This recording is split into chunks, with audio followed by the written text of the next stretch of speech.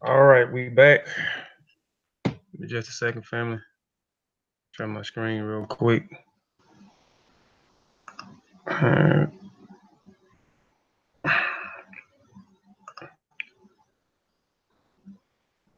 is my screen sharing, y'all?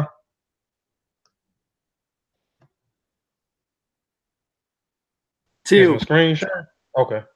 I just want to make sure it's sharing. All right, let's get into it.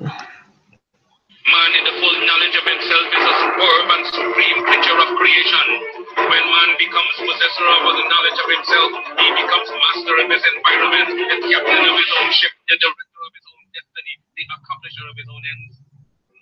Man should understand himself because man is full of knowledge, and this knowledge is a gift of nature. When Mother Nature created man, she deprived him of nothing. He was given the faculty of understanding all things around him. This faculty for understanding has not been taken away from him. None of his senses have been taken away from him. So there is no excuse for the black man. I'm breathing my team, red, black, and green, queen, the king, salute, now green, I shit. Bring purple on the end, I shit. I'm ripping my team, red, black, and green, queen, king, salute, now scream, I should. Bring purple on the end, I should. All right.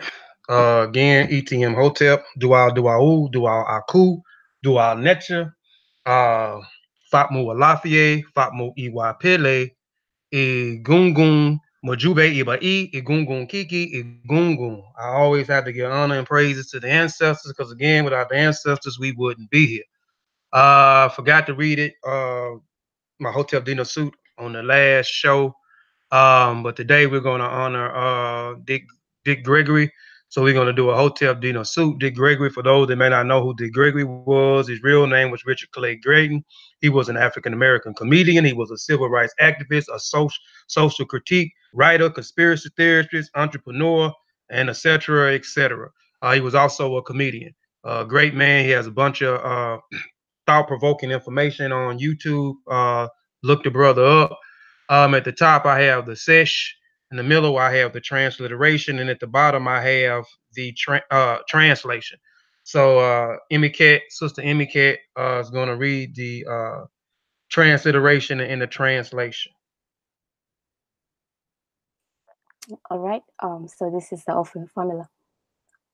Hotep Dinesu, Wesser, Neb Jadu, Netcher A, Neb Abju, DF Bret Heru, T Henket, Ka Aped, Shes Menchet, Chet Nebet Neferet, Wabet Anket, Netcher Im, In Kani, Imaku, Aku, Ma Keru. And in this case is In Kani, Imaku, Dick Gregory, Ma Keru. So in the middle, you can put the name of the ancestors that you'd like to include, and the translation in English will be: an offering the king gives Osiris, Lord of Jadu, great God, Lord of Abydos, so that he may give verbal offerings, an offering of calf, fowl, linen, alabaster, and all good and pure things on which the deity or the god lives, to the revered one, Dick Gregory, justified. All right. Beautiful, beautiful. Whatever, man. Whatever. She did an excellent job. Edgar sent it in the cat. He said I don't sound good doing it, but I thought I did sound pretty good. I might have to start recording you and then just putting it on that day. And putting it on there. Um, um, Again, welcome back to Kofi Pieside TV. We're having an open discussion today related to the topic of African spirituality and science. We have on the panel today, we have my family, the Seshew, my Ani, the Netcher group. And before we get into discussion, everybody can introduce themselves. All right.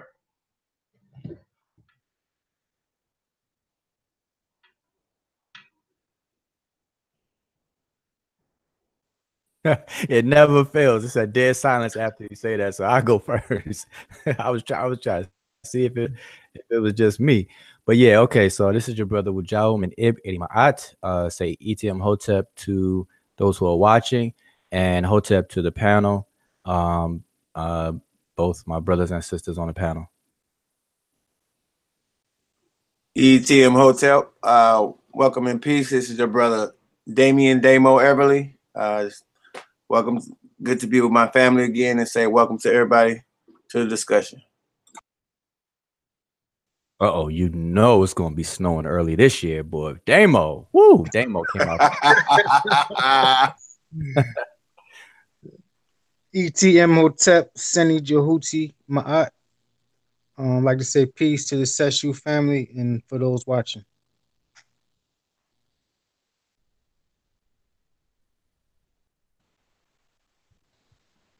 ETM Hotel, Rennie Sean, welcome in peace. My name is Sean. I'd like to thank everybody on the panel for being here today and to being a part of the panel in the session. Of course, we represent and our guest, esteemed guest, Vasa, and everybody in the chat, Hotel to the chat, and thank you for tuning in. I just want to let everybody know that everything you just heard from the brother Sean, that was a pre-recording. All he has to do is push a button and then it's automatically on go. That's all. Yeah. Hotep, Rennie, Emike, and yeah, I'm just glad to be here and would like to thank Sim Coffee for the invite. Brother Vasa. ETM Hotel. Oh, go ahead. Brother, Yeah, go ahead, June. Brother June. All right. Hope y'all can hear me. This is your brother June. Just want to say peace to the panel, peace to all the listeners. And yeah, thanks for the invite. I'm excited to hear what the show is about. Hotel. Peace to the panel. Peace to the listening audience. And I'm glad to be here. I'll be sitting back and listening and observing on this one. All right. Well, Hey, Kofi, hold on, man. oh, I forgot about Satep and Raw Mariaman. My bad. Go ahead. I'm sorry. I thought you had already said something. My bad. I was like playing double dutch every time I was getting ready to get in. But yeah, it's Satep. And I want to thank everybody for watching or tuning in. Thank everybody on the panel for coming in on Kofi Potside TV. The whole we got a lot of the Seshew members in here, so you know it's been a while since we linked up and did a little video together. So it's definitely good to have everybody on the chat right now. So hope y'all enjoy this open discussion. All right. Saber, I'm gonna let you start the discussion out while I'm gonna continue to try to share to a few more groups. Okay, all right. So he passed me the ball. All right. So I'll dribble down court. Yeah, well, first of all, this topic, African spirituality and science. I know some people have been putting verses there, and I choose never to do that because it sets up from the gate at oppositional adversarial type of conversation, and that's not, I try to stay away from that as best as possible. So I always say African spirituality and science, but this topic has been going on and been the focus for about 3 weeks now. And it kind of got an intense focus, and then it's kind of tapered away a little bit. But it's still kind of like a hot topic, and it's a necessary topic that's been discussed all the time, really, but not really focused on to be a widespread topic for a number of people like it has been in the last 3 weeks. So every now and then I like to have open discussions to see where everybody is based on the information that everyone's been sharing collectively. Different people have different opinions, ideas, research, and so on and so forth, and presented on different channels, different Facebook pages and whatnot. So every now and then we got to come together and just see where we're at. And so that's is my suggestion always. And so I guess this is a night or this instance is where we can, kind of open it up and have a good discussion about it and see what everybody feels about what's been presented so far. And I'll just name a few. You have Brother Asar Imhotep, who's done a couple of videos on his channel, YouTube channel. I've done a couple of videos on Facebook. With the most recent, I try to make light of the topic, but at the same time, spit facts about it. Just try to keep everybody grounded, because I've seen a couple of people get a little defensive about this topic. So maybe we could talk about that tonight too. But myself, Asar, Motep, my brother Ben has done a video on African spirituality and religion, I believe. That was a couple weeks ago. And then there's a lot of Facebook posts. And the brother Asaram Ka has done a recent video. I didn't get a chance to see the whole thing from start to finish, but I was able to see some of it. I think he did that earlier today. So, between everybody doing what they're doing, it's good to open it up and see what people feel about the information. Maybe we can add some clarity to it, or maybe we can make it worse. Whatever the case is, we always need to talk about it. So that's where I'm at. Unless y'all want to just jump straight in. Hey, we could jump in. We could do what Satep said. We could double dutch and just close your eyes and jump in, right? Yeah, we can do that. We can just jump in, because this is gonna be a great discussion, because I'm actually, my next presentation in a few weeks is gonna be on the same subject, but it's gonna be for us on what we call African religion or African spirituality side. It won't be on the science side, but it's going to show the difference of what African spirituality, or what African religion, or what traditional African religion, as some people on the continent call it, and so many different names. So this is going to be a great discussion on that, because I want to find out today, when we could talk about it, what is African spirituality? Where did the term African spirituality come from? What is African spirituality? What is spirit? I know y'all talked about that.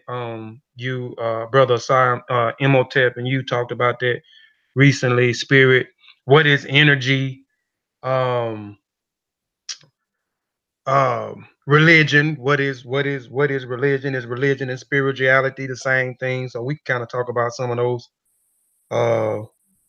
topics. Is African spirituality science? What is science? Mm-hmm. Yeah. Well, I guess anybody on the panel have something to open up with. If not, I could just jump. I'll jump right on in there.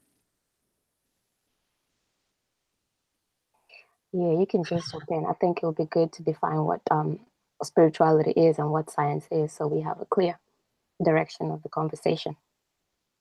Okay. Well, one thing that I definitely want to make clear, and I'm speaking for myself for sure, but I would think that I'm speaking for a couple of other people too, based on what I've been reading about the conversation.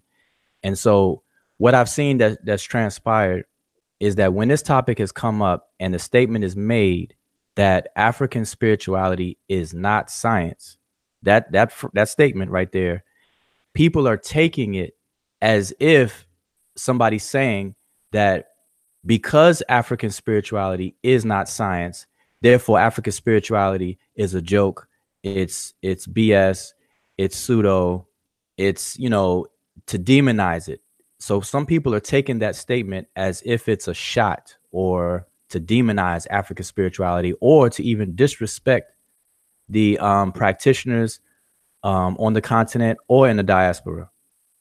And nowhere have I seen anybody who's talking about this topic the way we're doing, actually doing that. And so to me, that's a false defense that people are having, feeling, when you feel like you're making up the belief that you're being attacked, therefore you're going to act defensive. But people that are doing that are doing it for no reason, because there's no attack. So I want to start there by clarifying that there's no put down of African spirituality in the statement saying that African spirituality is not science. But I get why people are feeling that way, because science is the order of the day. And when we talk about science, people talk about science as such an esteemed subject.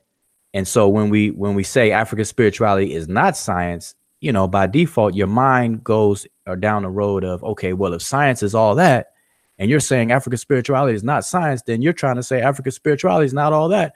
But that's all we had on the continent of Africa, and it's you know, it's our stuff. So I get it, but hopefully people can relax and chill because no one's attacking African spirituality, and it's not a stab at that at all.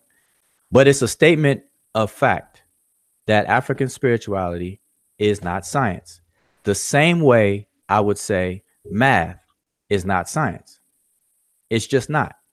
And if I were to say math is not science, nobody would get offended by that.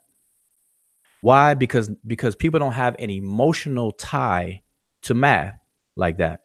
Math doesn't have the clothing of culture per se, or the color of blackness per se, like African spirituality. The moment you say African anything, your mind goes to culture and blackness and pride and ancestors and our people and stuff like that. So if I say math is not science, nobody would have that defensive reaction. So your reasoning mind still stays intact and you can listen to what's actually being said. Math is not science. African spirituality is not science. Now, the next thing, so I want to make that clear. The next thing is that even though math is not science and African spirituality is not science, it doesn't mean that there's an either or situation. You don't have to choose one or the other. You can deal with both, just like math and science are used together harmoniously. Physicists, scientists of different disciplines of science, they use math all the time. They use math, like they have to use math pretty much, but math is not science. So African spirituality can be practiced and done, or whatever people feel is African spirituality, and you could do science. No problem. So I want to start off with those 2 points to be made so that people could say, "Oh, okay, let me relax now." And let me think about it now. Instead of being defensive and warrior mode, now I could think about it. Okay, so if African spirituality is not science, and they're not putting down African science and everything, and it's the same thing as saying math is not science, and we're cool with that, so I could be cool with this. So okay, what's really going on? See, so now we can have a real discussion. So what? Uh-huh.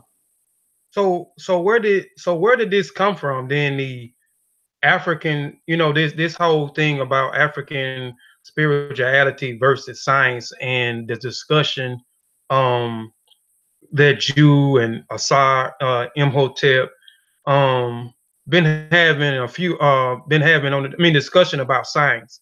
Where have it come where they got that any one of you said, because I done went back and looked at all the videos, the Facebook and everything, and I didn't hear not one time that y'all demonize African spirituality, or you supposed to choose science over African spirituality, or African spirituality is pseudo, or African spirituality is is garbage, and science is where you supposed to be at. So I'm trying to understand where the confusion come from. I kind of, well, I'm gonna be quiet on it. I kind of think where I know it come from, but I'm just trying. Yeah, I'm just assuming. But do you know where maybe the confusion is coming from? Because I mean, people are actually putting words in y'all mouth that y'all not even saying. Yeah, and that's a good point, because when somebody tells me that, I tell them to show me the screenshot where I said it, and they can never do it. I say, well, give me the timestamp in the video where I said it, and they can never do it. And so it really just boils down to, like I said earlier, it's an unnecessary defense that people have. But now this is the reason why I believe it takes place, because I had to do like you. I had to go back and look at the conversations. I had to ask myself, where did this come from? And so by me looking at all the conversations when this first started, and even before, because I save everything, you know, I document my conversations, because, you know, I don't, you know, that's just me. But anyway, so I went back and I looked over the conversations and everything, and really it comes down to, okay, this is what I see that's going on. Science is something that is highly precise, highly technical, and it's its results is self-evident. Like the day and time that we live in right now is a direct result in the advancements of science. You know, from the technology side to you know, all areas of life, science has produced applicable, effective things. Whether they're good or bad is a different story, because some people use science and the tools of science for their own advantage and the disadvantage of others, while the vice versa is true as well. So I'm not getting into the morality of it, but science itself and the conducting of it and everything has produced a lot of advancements in where we are in the world today. Okay, so but it's highly specialized and it's highly technical, and you have to put time into it. So now, if people are practicing something, or they left a you know, you grow up and you believe in a belief system. Let's say it was one of the Abrahamic systems of Judaism, Christianity, or Islam. And then when you come of adult age, where you look back and you check those things out, and then you find out that, hey, it's not what you thought it was, and therefore you choose to leave it. Your reasons for leaving one of those things is because you examined it and it's not panning out to what you thought it was supposed to be. So most of those people who do that, they adopt an African system, because everybody wants to go back home to Africa, you know, maybe not literally move to Africa, but you at least want to incorporate the culture of a certain ethnic group. You want to incorporate the practices and traditions and everything of a certain ethnic group.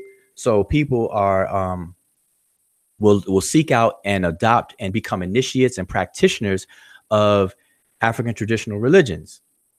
And so you leave Abrahamic traditions and adopt an African tradition. And so your reasons for leaving is because you found something better and everything, and you can identify with it. So then here comes people who talk all this science stuff come along, and we see that science is producing and is self-evident and stuff like that. Now all of a sudden people will feel left out. And so if I can call what I'm already doing science, then I don't have to do an extra bid or discipline and study and put time into actually doing science. I could call what I'm already doing science. But I'm getting a lot of these. I'm sure you all. That was me. That was me. I was trying to get Antoine in here. Okay, no problem. Let me just mute it so everybody won't hear my notifications. So in short, I'm saying, so what I see that's happening is that to call African spirituality science is a way for people to say that they're doing science without really doing it, to say that they're already up on science and doing science without really doing it, because that's what it ends up being when these conversations pan out. And so the versus becomes when we call people on that. So now it becomes a versus thing, science, African spirituality versus science, when there's never a versus there. We're not saying versus. We're just labeling things properly the way they are. Like I would say, math is math and science is science. We keep spirituality with African spirituality where it is and science where it is. And the same person can do both. As a matter of fact, on the brother Sarmotep, the brother Sanjeti, and it's many others, but those two who have been involved with this conversation, they are practitioners of an African spiritual system, as well as scientists, or utilize the scientific method to conduct their research and so on and so forth. So those two brothers alone represent the use of both in one, and they don't have a conflict within themselves. So nobody should have a conflict with the conversation. Well, go ahead. Oh, that goes to what I was just going to say. Then, okay, they don't have any problem with that because they are practitioners, both are practitioners of Ifa. Do the people that are getting defensive or emotional, do they even know what African spirituality is as well as what science is?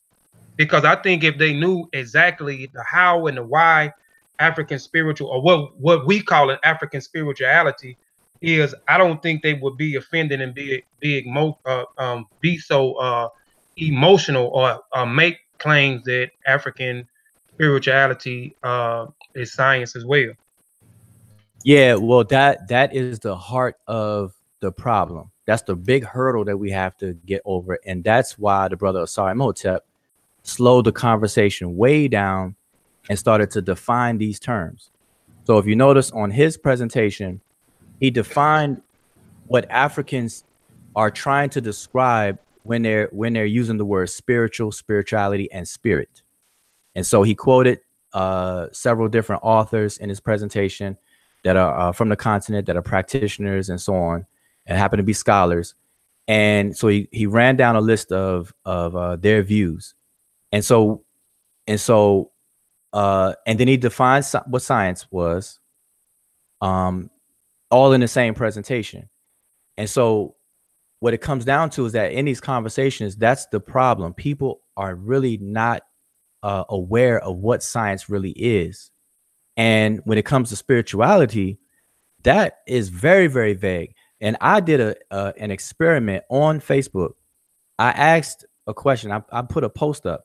I said, what is spirit made of exactly? That was the question. That was the whole topic post question. And I allowed everybody to comment and give answers. And if you all can go to that post and look at all the different answers I got like answers from A to Z. Spirit is ether, spirit is a feeling, spirit is man, I got everything. Spirit is a ham sandwich, whatever. I'm sorry, you said spirit is ham sandwich and spirit is ether. Okay.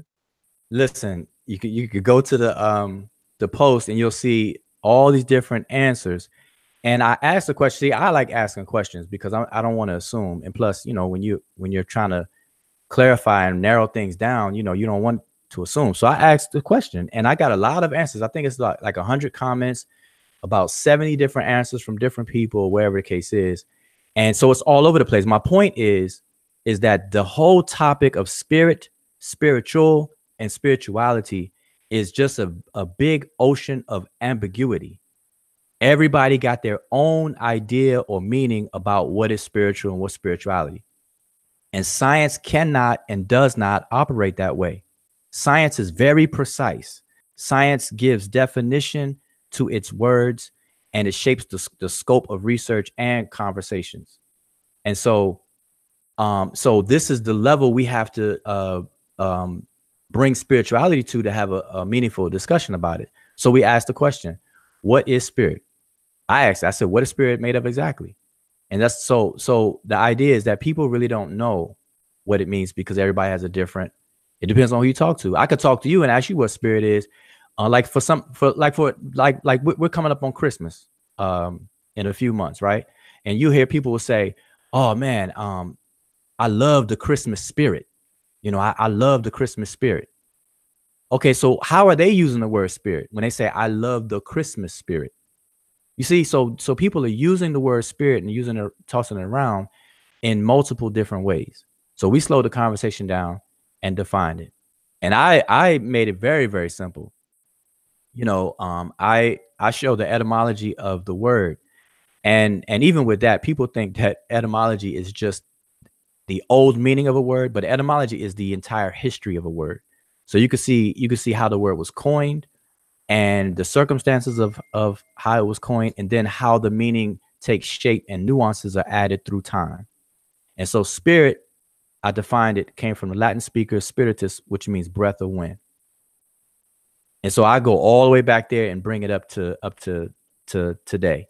And then the suffixes of "ual" and "iti" on the word spiritual and spirituality, or the "iti" suffixes, we deal with all of that stuff just to bring it to what it actually denoted.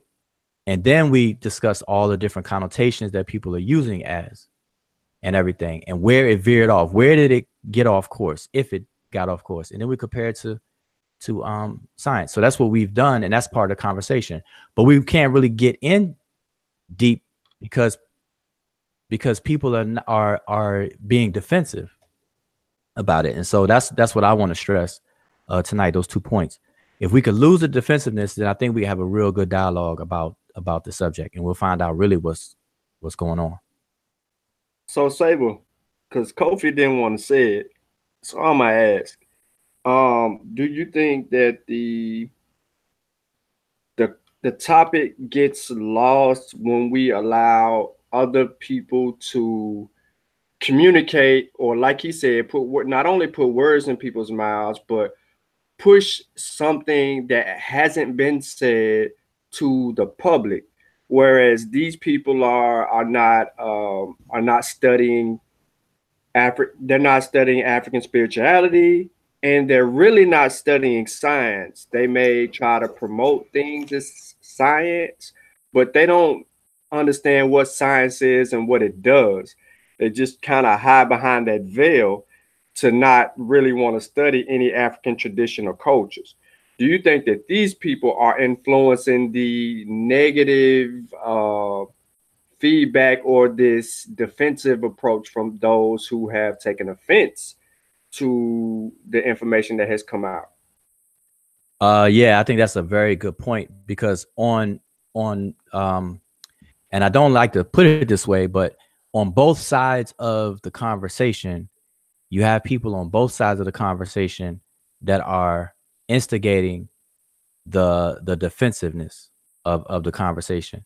So you have people who have not taken the time out to study African spiritual systems or traditions. And I'm not talking about going so far as to become an initiate and spending 10 years of living among people. I'm not even talking about that. I'm talking about people may not have even taken a real good hard look at African spiritual systems, but then have something to say about them. And then on the flip side, you have people who are practitioners of a system that have not done any real hard look at science outside of the elementary school science that you learn in K through 12. You know, the basic thing that everybody knows about science. So on both sides, people are talking about things that they have not fully become competent in and proficient in to have these kind of discussions on the level that we're having them. And so that adds to the problem. And I see it on Facebook, and I see it, on YouTube. And so this is why we slow the conversation down. We got to start with what things are and what they mean. Science. I was told that swallowing is a scientific project. Like the act of eating is doing science. And and that's crazy. But I have to take that under consideration. If that's what somebody views science as, now I have to realize, okay, if a person can view science as just a simple act of eating and swallowing, and they feel that is doing science, then I can understand why they'll say African spirituality is science, because to them, everything is science. Like me talking is science.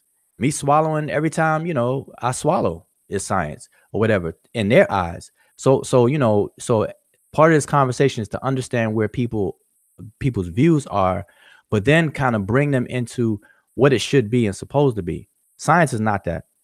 And so just real quick, let me define what science is in the simplest way. And I always use this definition. I always say science is two things at once. Number one, science. Well, first of all, the word itself comes from the historical coinage of the word, means to know. And it ultimately comes from a word which means to slice and divide, to segregate and discern, to slice away. Okay. But obviously we don't use it in that old sense literally anymore. So today, science is two things at one time. One, science is a set of tools and methods that allows us to know when something is known. In other words, it's a set of methods and tools of discernment. It allows us to discern. That's one. Number two, science is the collective body, or they call it, corpus, which means body. The collective corpus of knowledge that's acquired by doing number one. So science is the journey and the destination. It's the tools that you use in pursuit of knowledge, and then it's the knowledge itself once you've done the work. Okay. And so it's a trinity going on. You have belief first, or ignorance, because you don't know, and that's why you're pursuing knowledge. So that's the starting line. And then you go through the journey of pursuing knowledge using the tools of science. And then once you cross the finish line and you know that you know because you use the tools, now you've reached your destination. But science, the science part is the journey and the destination.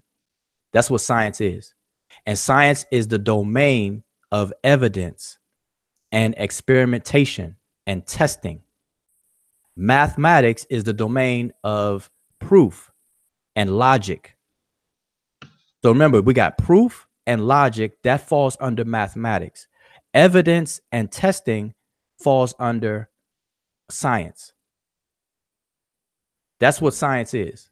So swallowing is not science. Fixing a car tire is not science. So we have to understand what science is. So now African spirituality. Now this is the root of. Can I ask something real quick before you transition? Oh, go ahead. Sure. I'm sorry. This is Brother Antoine Jermaine, aka Hush Your Mouth, Hotep family.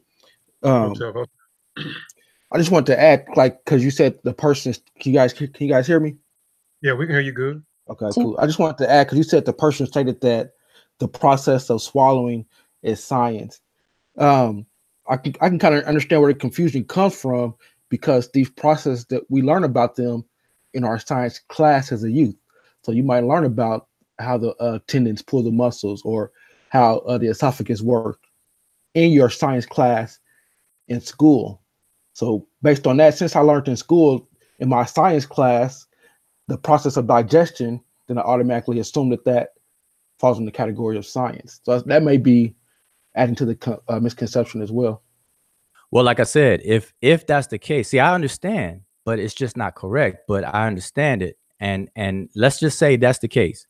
Then that means everything is science. Then, because if I learn about putting together a bookshelf in my science class, then I'm going to call that science. So we have to understand there's a big difference between that and what science actually is. Science has a definition. Science has a scope, has a meaning among the whole entire scientific community, and it differentiate what is science and what makes science science versus what's not. And so that's what we have to deal with. And so that's what I just gave those 2 points there. Okay, I'm gonna add one more thing to it real quick. So when we come up with these definitions, because I had this conversation somewhat with Sanjay, but when we come to these definitions we're presenting to the public, but some of these definitions have not been accepted, like the debate with spirit or what have you. Some of these definitions we're almost like, okay, this is what the scientific community says. Well, in order for us, even though the definition exists, the overall community has to accept those definitions and say, okay, that's just the definition that we understand, so we can rock out with that definition. But if the community doesn't accept it, or if the layman doesn't accept those definitions, then how do we convince them to accept those definitions, those terms? I guess that's kind of the main problem that we run into. I'll let you kind of speak on that a little bit. Yeah, that's a good point, and I'm glad you brought that up. And so to address that point, let's use an analogy. Let's switch it as an analogy to the legal system. In law, and among judges, attorneys, both prosecutors and defense attorneys, and in the entire arena or discipline of law, they define words a certain way in the court system. Hold on. I don't know. This over here, we don't deal with bad character over here. If any respectful in the chat and say anything, man, we gonna get you up out of here. Sean, you ain't gotta mute nobody to hit their message. Just boot them up out of here. That's why I always start the show out with Fatmu Alafiye Fatmu Iwapele. Good character. Bring forth good character and bring forth peace. Peace in the chat. That's what we're about. You say you African, then be African. We exemplify good character over here. I'm sorry about that. I see he deleted 2 individuals coming. Just boot them up out of here, man. If they ain't if they can't appreciate the bill or can't bring no type of positivity in the chat. I'm sorry about that. Go ahead, sir. That's good. Kofi's running it African style. Okay, yeah, I can't see the chat, so I'm oblivious to anything. So, okay, what was I saying? Oh, I was saying, so brother Antoine, so son Antoine, that was a good point that you brought up. And so what I'm saying is, if we do an analogy, I was bringing up law and legal, the legal discipline and the whole legal environment. In law, there are words that are used. Now in the courtroom, you're gonna hear English being spoken. You're gonna hear all the words that you're already familiar with, but you're gonna hear words that are used differently than how you may normally use them in your everyday day-to-day life and on the street. For example, the word person. In everyday life, when you say person, you think of a flesh and blood sentient human being, somebody that could blink, think, argue, talk, the whole nine. But in a courtroom, a business, which is an intangible thing, is also a person, and it could sue you in court. But we don't normally look at a person like that. Okay, so now does it concern itself about the layman's way of using it? No. And I bring that up as an example because in the scientific community, the scientific discipline that you're dealing with, it creates what's called a nomenclature. And those are specialized words that are used specifically for that discipline, and they use them in a certain way that shapes the scope of that discipline when those words come up. So, and it concerns itself not with how lay people think about it. It is what it is within that discipline. So, for example, the word morphology. The word morphology is used in biology for the change in organisms, right? Also, the word morphology was borrowed by linguists to talk about something that takes place in language. And so they're using the exact same word, but they're using, one group of people, linguists, are using it as a metaphor, really, whereas biologists are using it more so literally, where organisms literally change. And an actual object is changing. Whereas in linguistics, morphology talks about how the internal structure of words and how words take shape and things like that. Okay, so we have to be aware of the discipline we're talking about, and we have to be competent and proficient about its nomenclature in order to have discussions under the umbrella of those particular disciplines. So this is no different. And so this is why we took time out to define what energy is, because there's a lot of confusion on what energy is. And it's normal. It's not even something that you could even put somebody down for, because pretty much all of us, will use words differently than how the specialists will use it in their particular fields. Like energy, we use energy a lot different than what the actual word means in physics. When we're talking about energy, we're talking about something different, but we're using the word energy. So we took time out to slow the conversation down to describe that. Same thing with spirit. And so what I started to do, and I'm going to come back and do another video to kind of I guess give a conclusion for it. But what I started to do was to show where the word spirit started to become convoluted, to become ambiguous. The word spirit, the word soul, the word psyche or psyche, all these different words, and what the notions really are behind them and why they became to mean what they mean today. But anyway, so what I'm saying, Antoine, so whether the community accepts it or not is not really a concern about the discipline itself. So and within science, they'll define a word the way they define it. Let's say in physics, they'll define a word a certain way. They're not concerned with what outside of physics is going to use it and define it as. They can't be. Just like the courtroom. The courtroom is not concerned about your definition of the word person. You're not going to walk into a courtroom and try to redefine the word person in the middle of a courtroom.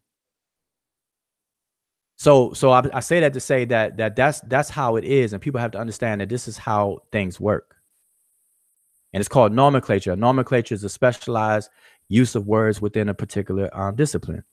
I mean, I'm just giving off the top of the head meaning of what a nomenclature is, and all worthwhile disciplines create one or create them. So do we try to get the conscious community to accept the nomenclature, or do we just let the ambiguity consist?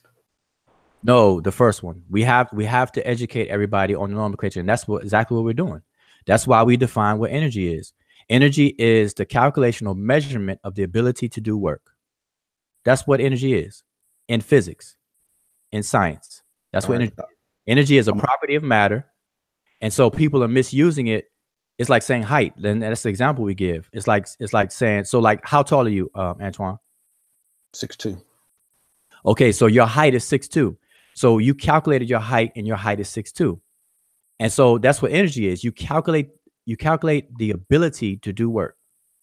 It's a measurement of the ability to do work. That's what energy is. Yeah, we're studying energy in my class right now. So the students just learned about potential and kinetic. Right? But so I'm gonna throw another monkey wrench, but it's on the same topic because I had this question, but it kind of deals with the energy. So when these individuals go into these houses and they're measuring paranormal activity or measuring what they call spirits,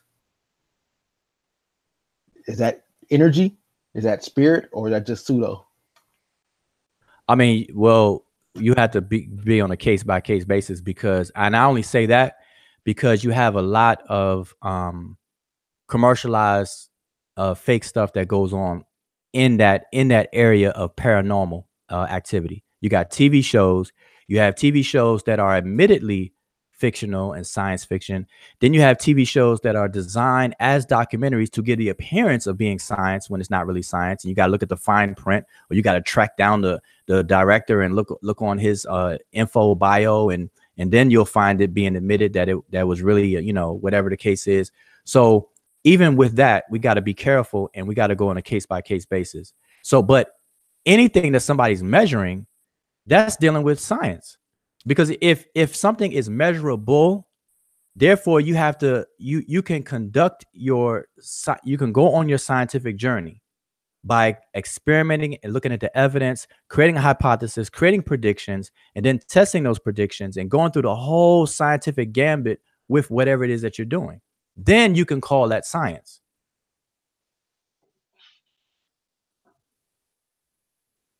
But now, if they're measuring, like, let's say if I measure the increase in temperature of an object, and let's say I call that increase, I measure it, and I call that increase in temperature of an object, let's just say I call it spirit. By me calling it spirit doesn't make it spirit, unless I'm therefore redefining what spirit is. So if I call a house a car, it doesn't automatically mean I can walk in a house and drive to the store. So just because you call something doesn't make it so. And so this is where science gets very particular and very precise. You have to define what things are. And so scientifically, if people want to look for a spirit being used in science, I posted on Facebook from Sir Isaac Newton's book called Principia of Natural Philosophy and Mathematics, or whatever the case is, volume 3, where the famous quote where he actually uses spirit, and everybody was shocked that he used the word spirit. But if you look at how he used the word spirit, he used the word spirit in a scientific sense, as being matter, as being subtle matter, subtle material that's hidden within the gross material of other matter that causes excitation and vibration within matter. I posted up, and matter of fact, let me see if I can share the screen. Let me just share the screen. Yeah. Go ahead. I'm using this as an example of what people have to. Let me see if I can find it real quick. Give me 1 second.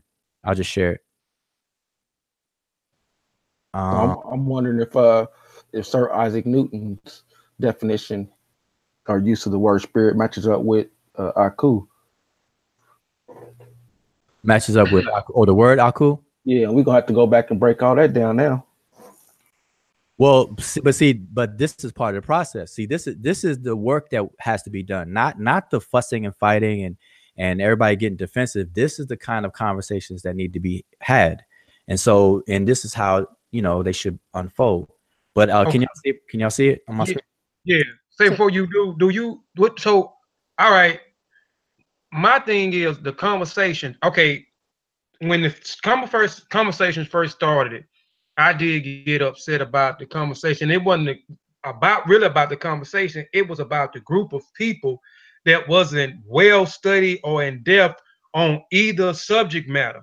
And my thing was, do you think we should have brung it out first, or we should have brung all the people that's in depth and studied and initiated in African spirituality, and those who are well in depth in science, and those who are scientists, and those are pursuing to be scientists. So we brung them together and had these discussions amongst ourselves first before we actually um disseminated the information out to the public or the Facebook world, because I think this world, a lot of the chaos and the confusion is coming from because both sides are not, it's not well studied. It's just people just following another group of people because they sound good, and and stuff going over their head, and they not truly understanding. So should we have the discussion first amongst those that are well in depth on the subject matter on both sides before bringing it out? Or well, that sounds good, but in reality, no matter how it came out or was posted on Facebook or whatever, we would have seen something similar, if not the same, transpire regardless, because we've done it before on a different topic. So it's that's the nature of this social community that we're calling the conscious community. That's the nature and character of this community that we're in, and we're not going to change that overnight. So it's a matter of understanding that that's what's going to happen, and then dealing with it, dancing with it. And so that's what we're doing. So we know, like, I know if I say African spirituality versus science, if I put verses there, I know what that potentially can trigger. If I say African spirituality and science, and I know that's going to trigger something slightly different. But in some people's minds, they don't even see the difference between whether I put verses in there or and in there. And I understand all of that. And so, if we're going to have these discussions, we have to just bite our teeth and get it in. But the point is, no matter what we bring up, and no matter what whoever brings up, we should always be respectful. We should always be understanding, or at least understand what a person is saying first, even if they're wrong. Like, we should allow people to be wrong. And so if a person is wrong, at least we understand them, and then we can walk from there. And I don't see enough of that being done, on both sides of the situation. So, like I said, it sounds nice, but I think, looking in hindsight, we can easily say that, but that means we would have to do that for everything that we talk about, even evolution. Remember, see, that's the other subject that I mentioned. We did it about evolution. We had the behind the scenes conversations about evolution since forever, really. And then when we start saying things, the same old stuff come up. So, Yeah, that's what I'm gonna say. If we do it for this one subject, had a behind the doors conversation with the people we felt necessary to, you're going to do that with every subject. It's unfortunately Facebook adds that bright light or bright spotlight to the situation, which magnifies it for good or for bad, but it does. And so based on that, everything we would bring up will have to be talked about behind closed doors and then disseminated. But this stuff should be structured anyway like that. Yeah. I don't know if y'all can still see my screen. Before I forget, I just want to show this. You can say it. Okay, so this is the English translation of Newton's work called Principia. I believe the full title is Principia. In English, it'd be Principles of Natural Philosophy and Mathematics. I'm not sure exact title. I can get it, but if you look up Principia and Sir Isaac Newton, it will definitely come up. But it's written in Latin, I believe. This is the English translation. But anyway, this is the last paragraph of the entire work. So he closed out his entire works, 3 volumes, and this last paragraph of it. And so I'm just going to read it. And it says, and now we might add something concerning a certain most subtle spirit, which pervades and lies hid in all gross bodies, by the force and action of which spirit the particles of bodies mutually attract one another at near distances and cohere, which means they bond, if contiguous. And electric bodies operate at to greater distances, as well as repelling and attracting the neighboring corpuscles. And light is emitted, reflected, refracted, inflected, and heats bodies. And all sensation is excited, and the members of animal bodies, which is animated bodies, move at the command of the will, namely by the vibrations of this spirit, mutually propagated along the solid filaments of the nerves from the outward organs of the sense to the brain, and from the brain to the muscles. But these are things that cannot be explained in a few words, nor are we furnished with that sufficiency of experiments which is required to an accurate determination and demonstration of the laws by which this electric and elastic spirit operates. So what is he saying here? So the last sentence there, he's admitting the handicaps of this subject. But in the beginning, he's telling you that spirit is a substance or material that's very subtle, that's within the gross bodies, and what it does. It vibrates, it excites, it produces light and heats the body, and this heat and this vibration is propagated through the body, through the nerves, from the outward senses of the brain to the brain, and then to the muscles themselves, et cetera, et cetera. So he's describing something here. And if you really read it, just in this one paragraph, this is what other people are trying to articulate. When they say spirit, when they talk about the aura around your body, you know, look at it, it says, where did it go? And light is emitted and reflected and refracted and inflected and heats bodies, et cetera, et cetera. That's what people call aura and stuff around your body. Okay, we got this light that we can't really see and everything, or whatever the case is. So he's describing something. And this is in the 1600s when, you know, Sir Isaac Newton did it, whatever he did. Okay, so I just post this as an example that the word spirit is being used differently by different people. But if you want to look at a mathematician or a physicist and how they viewed the words or use the word science, this is exhibit number 1, so to speak. Okay, so he didn't think it was something spooky or immaterial or pseudo. He actually tries to explain it, what it is. But then at the same time, he admits his limitations. He say, wait a minute, we don't have enough experiments or you know, sufficiency experiments, etc., to properly determine and demonstrate the laws by which this electric and elastic spirit operates, which means that he can't form a theory behind it. He can't explain. He don't have enough to explain it, which is what a theory is. A theory is an explanation. So he stops there, and this is the end of his work. So anyway, I just wanted to share that. So I posted that for people so that they could see, you know, an example of the word spirit being used by a physicist and mathematician. And this is actually one of the earliest usage by, you know, by such a person.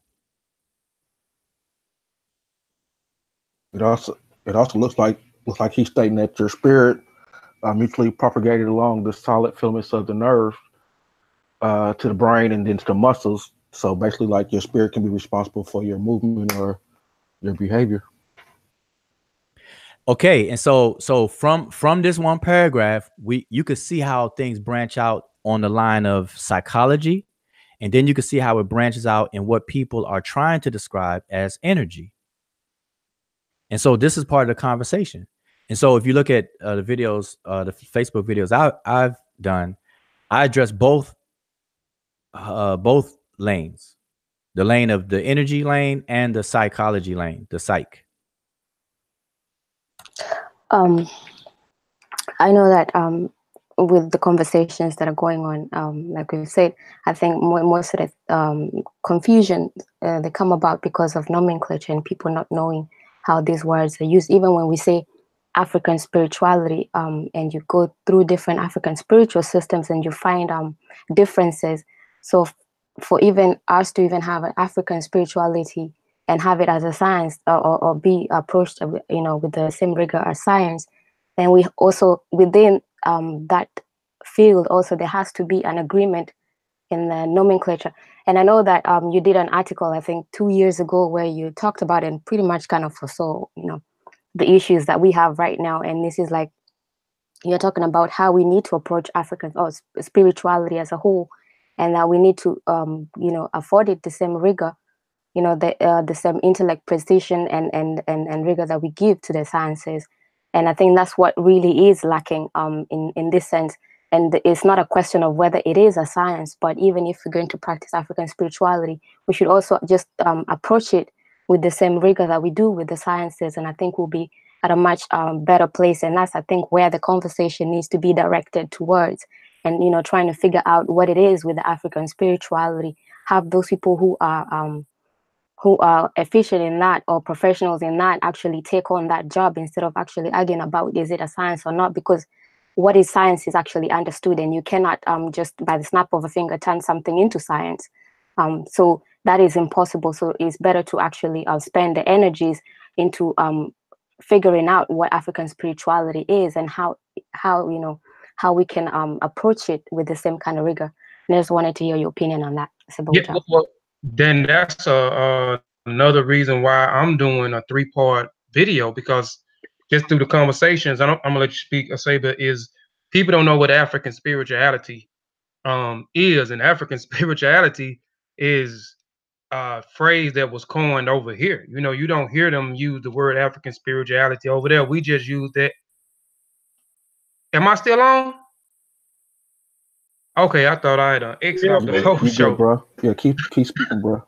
Oh, my bad. But African spirituality, we use that term because a lot of us don't even, don't is not privy, or we don't even know what part of that continent we come from or what ancestry lineage we come from over there. So we just say African spirituality and think when we mention African spirituality, the Ga people practice the same thing as the Akan people. The Togo practice the same thing as the Nigerian people. The Nigerian practice the same thing as the Congo, and so forth. With that is different. You have a lot of similarities, but a lot of those systems may differ. You may have some that believe in a supreme being. You may have some that don't believe in a supreme being.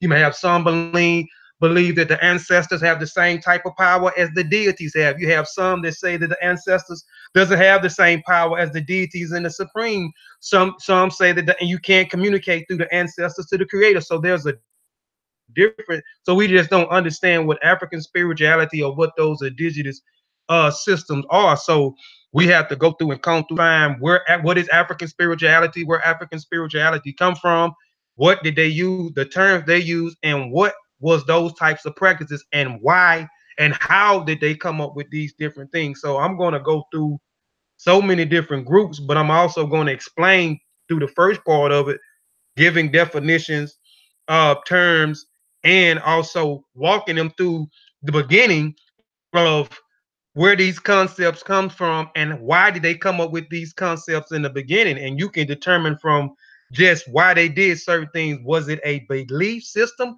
Why did they say that it's a spiritual world? Why did they say it's a physical world? Why they do ceremonies, rituals, festivals, pour libations, all these certain things to um, to balance the physical world as well as what they call the spiritual world. How did they come up with the spiritual world? So what you said is good. We just gonna have to start going through these things, slowing it down, like say but Wujal say, on both part, on the African spirituality side and on the science side, so we can give people a better understanding and see and just get a better understanding.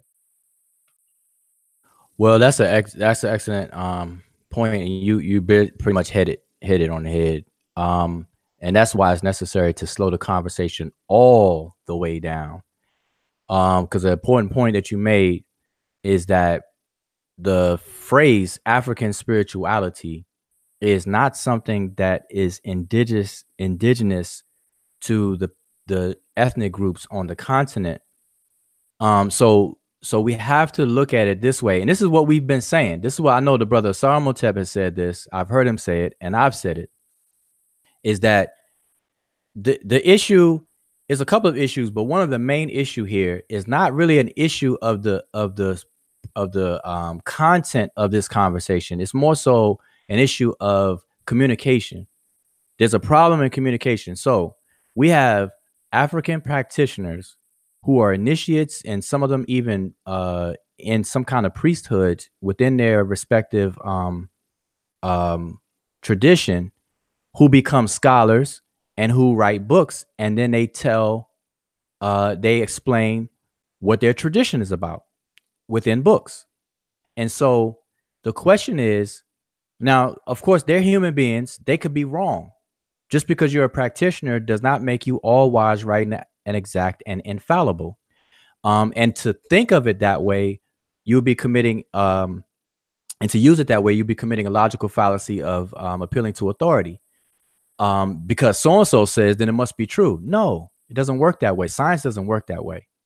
Number one. Two, we don't know if these practitioners themselves or whoever, practitioners or not, we don't know if they are properly conveying or articulating and describing the traditional phenomena or practice correctly in the first place, in the language that they're doing it in.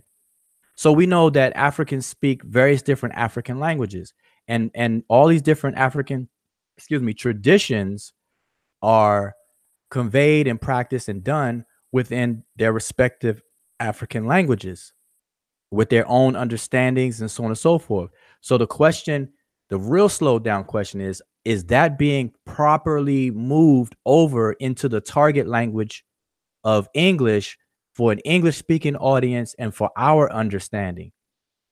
And that's what we're addressing as well. So the very word spirit, are these people using the word properly?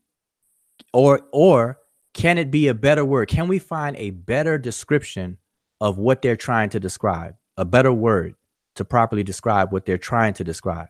And so that's where the topic of energy came up, because some of these people are describing spirit as energy.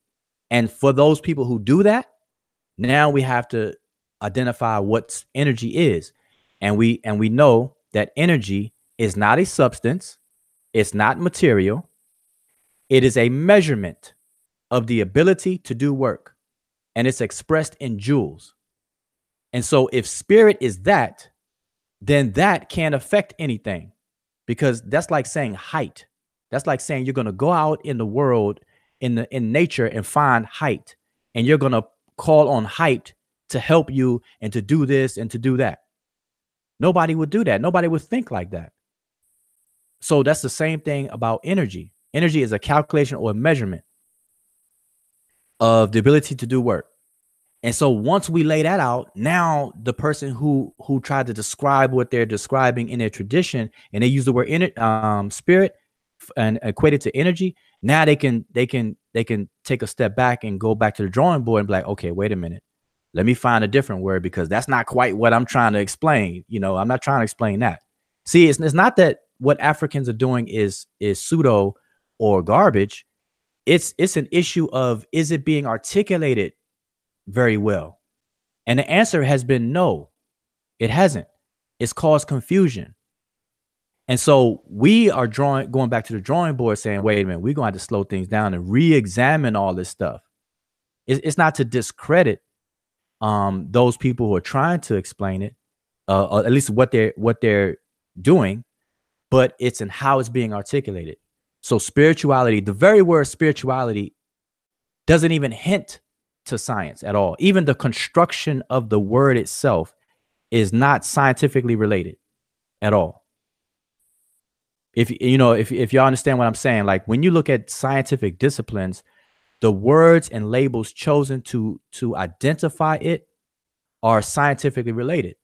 It's either related to the word ology, the suffix ology, which is the study of, or something along those lines that will give a hint to you that it is a science. The word spirituality doesn't even do that at all. So it was never intended to be looked at in a scientific way or scientific endeavor.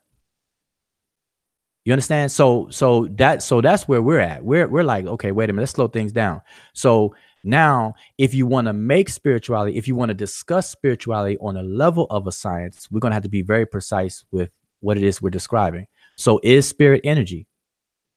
And now that you understand what people understand what energy is, now you can go back and reevaluate. Is that true or not? Is that really what you're trying to explain? Are you trying to explain a calculation of the ability to do work? And really all the different forms of energy boils down to two, kinetic and potential? Because we got formulas for that. Well, my thing would be like on the definition that we just posted from Sir Isaac Newton. Is that who it was? Oh, that wasn't a definition, but go ahead, yeah. Well, okay, on the guess the content we just posted, he said it heat. He mentioned heat, and then we kind of relate that. They kind of discussed aura. So that would be like, yeah, but then they see that goes into the all the discussions about thermodynamics and thermal this and thermal that, dealing with heat.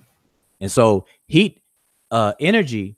Now we all know the law of the conservation of energy. I mean, we all should know about at least the general statement that energy cannot be created nor destroyed within a system. And I think people forget about that part of it.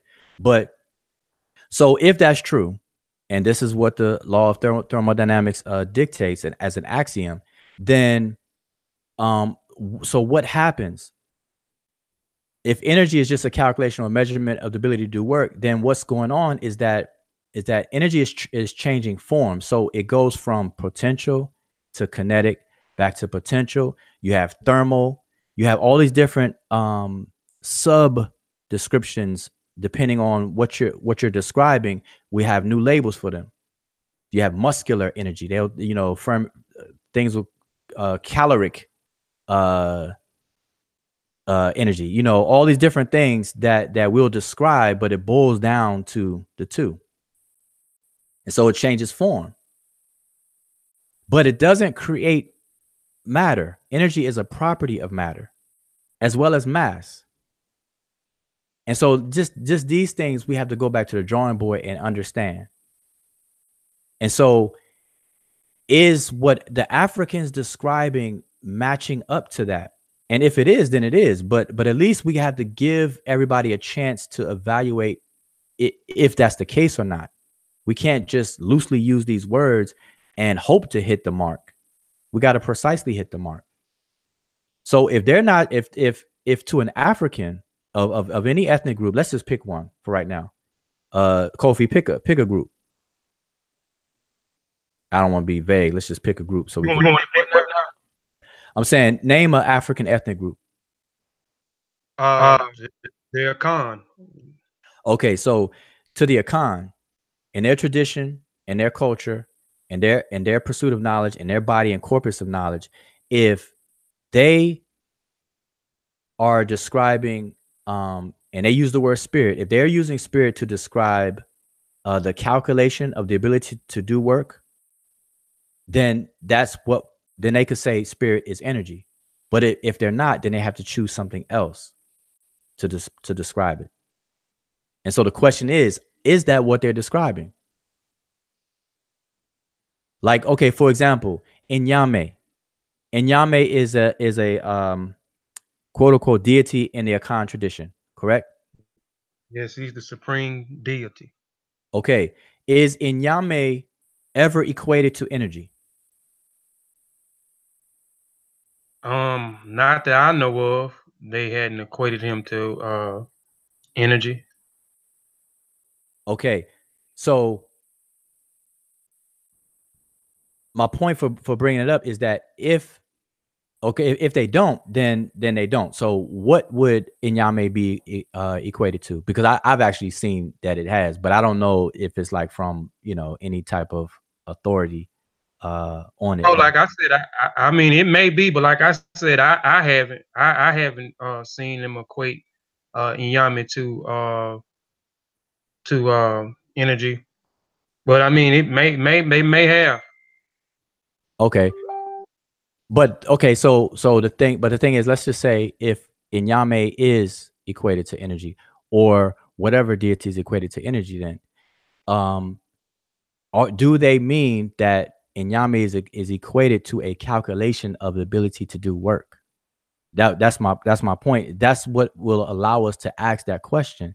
And if the answer is no, then they would have to explain it differently. Because I know they do with Odemari or Oleron, they equate him to energy when you deal with the Ashe. Okay. So you see what I'm saying? So if African spirituality is science, then these types of conversations and questions can be had or should be had. So if Olodumare and the various different Orisha are being identified as energy, now you can have a conversation about it, because you can say, well, what form of energy do they represent?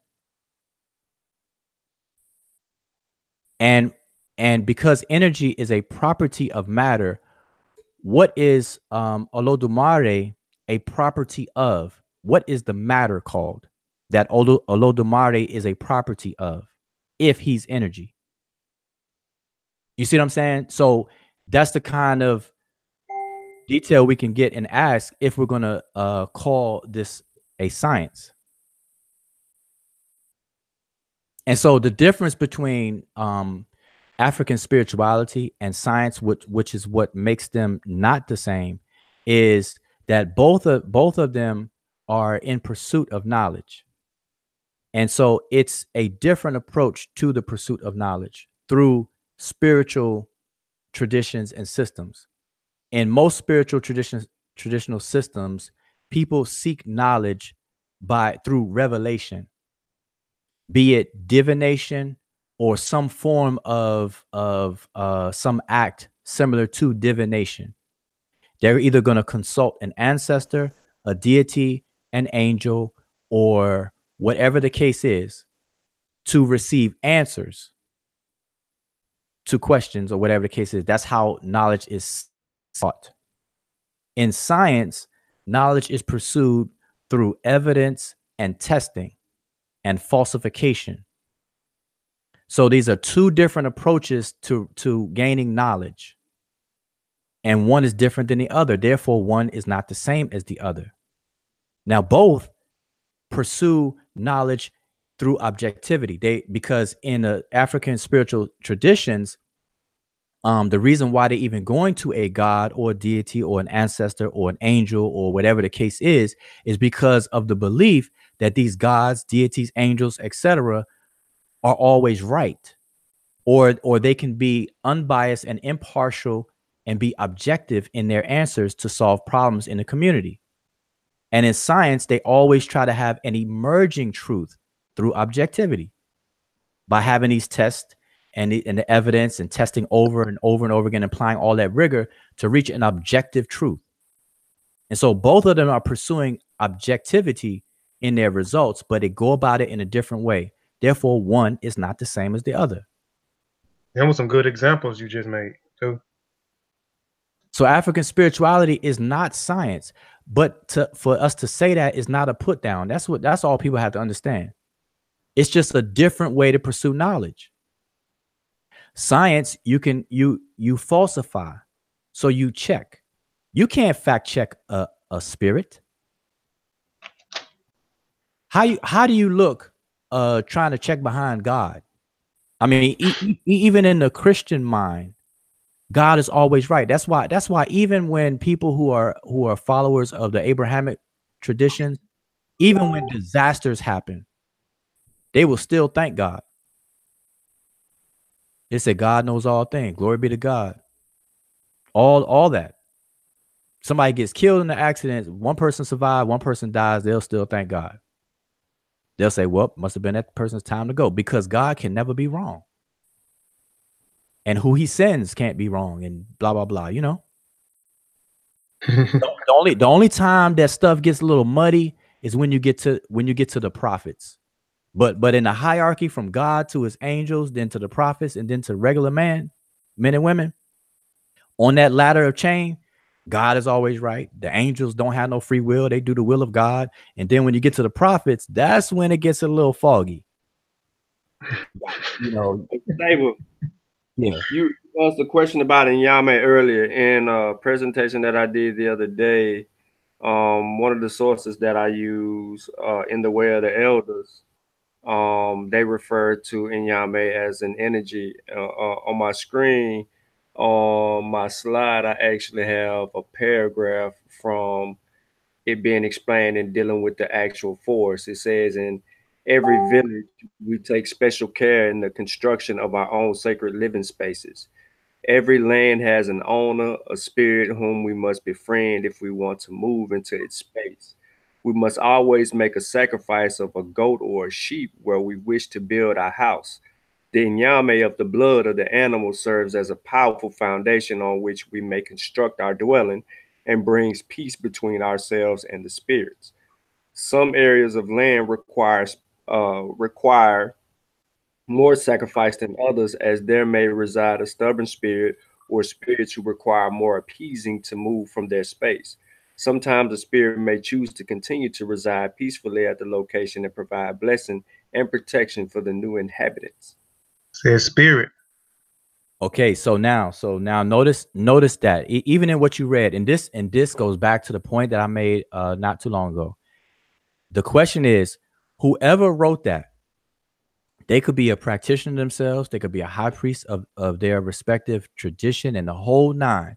But whoever wrote that, the question becomes, are they effectively articulating what the realities are to us as readers? And so if you go back to what you said, Inyame is being equated to energy within the blood of an animal in one sentence you just read. And then spirits can be stubborn, and some other stuff that you said. So if we were just to take what you just read and just really dissect that and try to find out, and this is where semantics and pragmatics comes to our aid in understanding how language works, period, in order to know the meaning of a word and how it's used in the context in which it is used in. And all of that has to come into play. So like I gave the example earlier, when somebody says, man, I love this time of the year. I love the Christmas spirit. How are they using the word spirit in that sense? It's obviously different than how the next person may use it. So even in what you just read, we would have to really look at how that's being articulated. And so, like I said, the word spirit itself is just an ocean of ambiguity, because everybody got a different thing about it. But if you go case by case and just deal with what you just read, that's kind of all over the place, even right there. Inyame being energy. So the ability to do work, the energy in blood of an animal sacrifice, then a spirit can be stubborn. And so if a spirit can move, right? What exactly is the spirit made of? And what propels its movement? How does a spirit move from point A to point B? what mechanism or what is being used or done? How is it, does it propel its motion? Movement, or to move, means motion. And so what propels that motion? See, those kind of questions would have to be answered or part of the conversation. And I don't think people know the answers to those. And so, like I said, when I shared the Sir Isaac Newton quote, he at least was honest enough to admit that he said, look, we don't have enough experimentation done or demonstrations to adequately explain this. So I'm gonna leave this right here where it is. At least he did that at the end of that paragraph I read. And so can we be honest enough to say the same when we can't explain, okay, a spirit is stubborn or a spirit moves here from here to here? Well, how does it move? You know, what what makes a spirit, like I said, what is it actually composed of? For like, what is its constituent components? What is a spirit made of exactly? And what differentiates one spirit from another? Where's that demarcation at? Because human beings, I can tell I'm who I am. Sean is who he is. We know we can demarcate every single living human being and stuff. So how do spirits differentiate itself from other spirits? What makes that distinction? Is it a blur? Like, does energy just merge and blend and like a sea of things? It's all blend and blur together. Where are the lines drawn? Even when you look under the microscope in the interiors of our bodies, the cells within our bodies have cell membranes where you can identify one cell and distinguish one cell from another cell. Even on a subatomic level, or the atomic level, I should say, the periodic table of charts, you can distinguish a hydrogen atom from a helium atom, from an oxygen, from carbon, and so on and so forth. You can make that that distinction. You can make that distinction. So how do we make the distinction between one spirit from another spirit? What is that? What do we use to determine that? Because on a periodic chart, we determine the difference between the elements by the number of electrons within its shells that makes up its mass and, you know, atomic number and the whole nine. If anybody paid attention in class, we learned about the periodic table. We make those distinctions because we identify certain things about its qualities and attributes. So what are the qualities and attributes about spirit that makes us identify this spirit different from the next spirit? See, those are kind of questions and everything that we should be asking or having a conversation about. And if people don't know, people just say they don't know. I think it seems to me that there's much work to be done especially for the spiritual from the practitioners of the different spiritual systems. I think seems to be needed right now is the same kind of because we have so much ambiguity within within that as well. MK, you might have to pop back in. Your mic mute every time you talk. It's your mic popping off and on. You couldn't hardly hear what you were saying.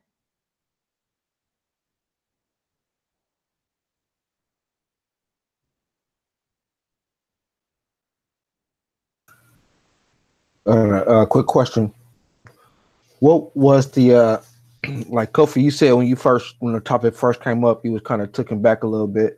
What was the main reason or the main issue that people have with the topic, or is there a different claim being addressed, or is this just so ambiguous that no one knows the claim, or what makes people disagree or so upset with the topic as a whole? I mean, from the reason, I mean, I got taken back is I like I said earlier, it was just the fact that I think it should have been dealt with, from the inside first with people that was well in depth in a situation in this both subject matters before bringing it to the public. But people, this they didn't put the African versus spirituality on there. That's people from the outside that not understanding either side of. They don't understand African spirituality. They have never picked up a book and studied any ethnic group culture, any indigenous system that they may have, the language, the traditions, anything. And same thing on the science side. So the outside people that watches the YouTube videos that don't read, don't study, don't research, they are the ones that are actually making these claims that African spirituality is pseudo. You got people running around saying our talking bad about our ancestors, saying the very same thing that I'm fighting against in the school system, and that we contribute nothing to society. You got people who don't want to be African no more because they misunderstanding what Asar, Wujao, and some of the Amara squad is talking about. So now you got this thing drawn where people don't want to be African no more. People don't want to practice so-called African religion, or traditional African religion, or African spirituality anymore. They deeming it as pseudo. Then you got people saying African spirituality is science, and you can't separate the two. So I mean, it just like I said, that was my whole thing. Why I was upset because of the confusion of the people that don't read, research, uh, and study, putting words in people's mouths and making all these different claims and drawing a line in the sand now. So I just got upset once I started hearing the things about people don't even want to be African anymore. They want to disown who they are now and disown the things that our ancestors did and they contributed, and without even going and trying to study exactly what our ancestors did, or even study the culture and the traditions and the practice to get an understanding, then studying the other, studying both sides. I mean, they just making arguments to make arguments. And a lot of them are just saying stuff because they attention whores. Excuse my French, but they attention whores. So they gonna and they riding with whoever sounds eloquent, whoever is speaking proper rhetoric. I see this all the time. I mean, anybody that speaks like they more intellectual, or anybody that is aligned with somebody else, or anybody a part of some type of group, or anybody have a certain type of accolades, then they just deem what they say to be, what I'm saying, deem what they saying to actually be fact. And like I said, whatever I say, don't believe what Kofi Pice I say. Go do their own research. Everybody on this panel that does stuff, they have sources. And a lot of these people that making these claims, they don't even go vent the sources that we have. We put the source on there so you can go and verify what we saying to be actual factual or not. Don't make an assumption. Don't go off and parakeet what I said because I said something. Don't parakeet. Don't parakeet what I say. Go do your own due diligence research. Scrutinize the resources that we have. Build upon the information that we have. But that's not going on, man, in this social community, the chaos. I call it the chaos community, the Facebook world or whatever. So, that was my issue with it. Like I said, but now that y'all made the point about we'll have to deal with it on every issue, but that was my thing. I wish it would have just been dealt inside before we actually and came up with something inside before we actually deal with the people that don't research and study, research and study. But this is a healthy conversation in the bigger picture of things, because it's gonna we only get stronger through challenge. And so this is a challenge and we'll get through it. But the thing that I saw is what you spoke about. Really the people that put the conversation in that context are the people who got defensive with African spiritual practitioners side of things. If you notice that everybody that's talking on a science aspect of it, it's not even that deep, or it's not an emotional type of thing where the conversation will get a certain way. And so, like, for example, if I were to say mathematics is not science, Nobody in their right mind would therefore abandon math just because it's not science. So if I say African spirituality is not science, nobody in their right mind should therefore abandon African spirituality just because it's not science.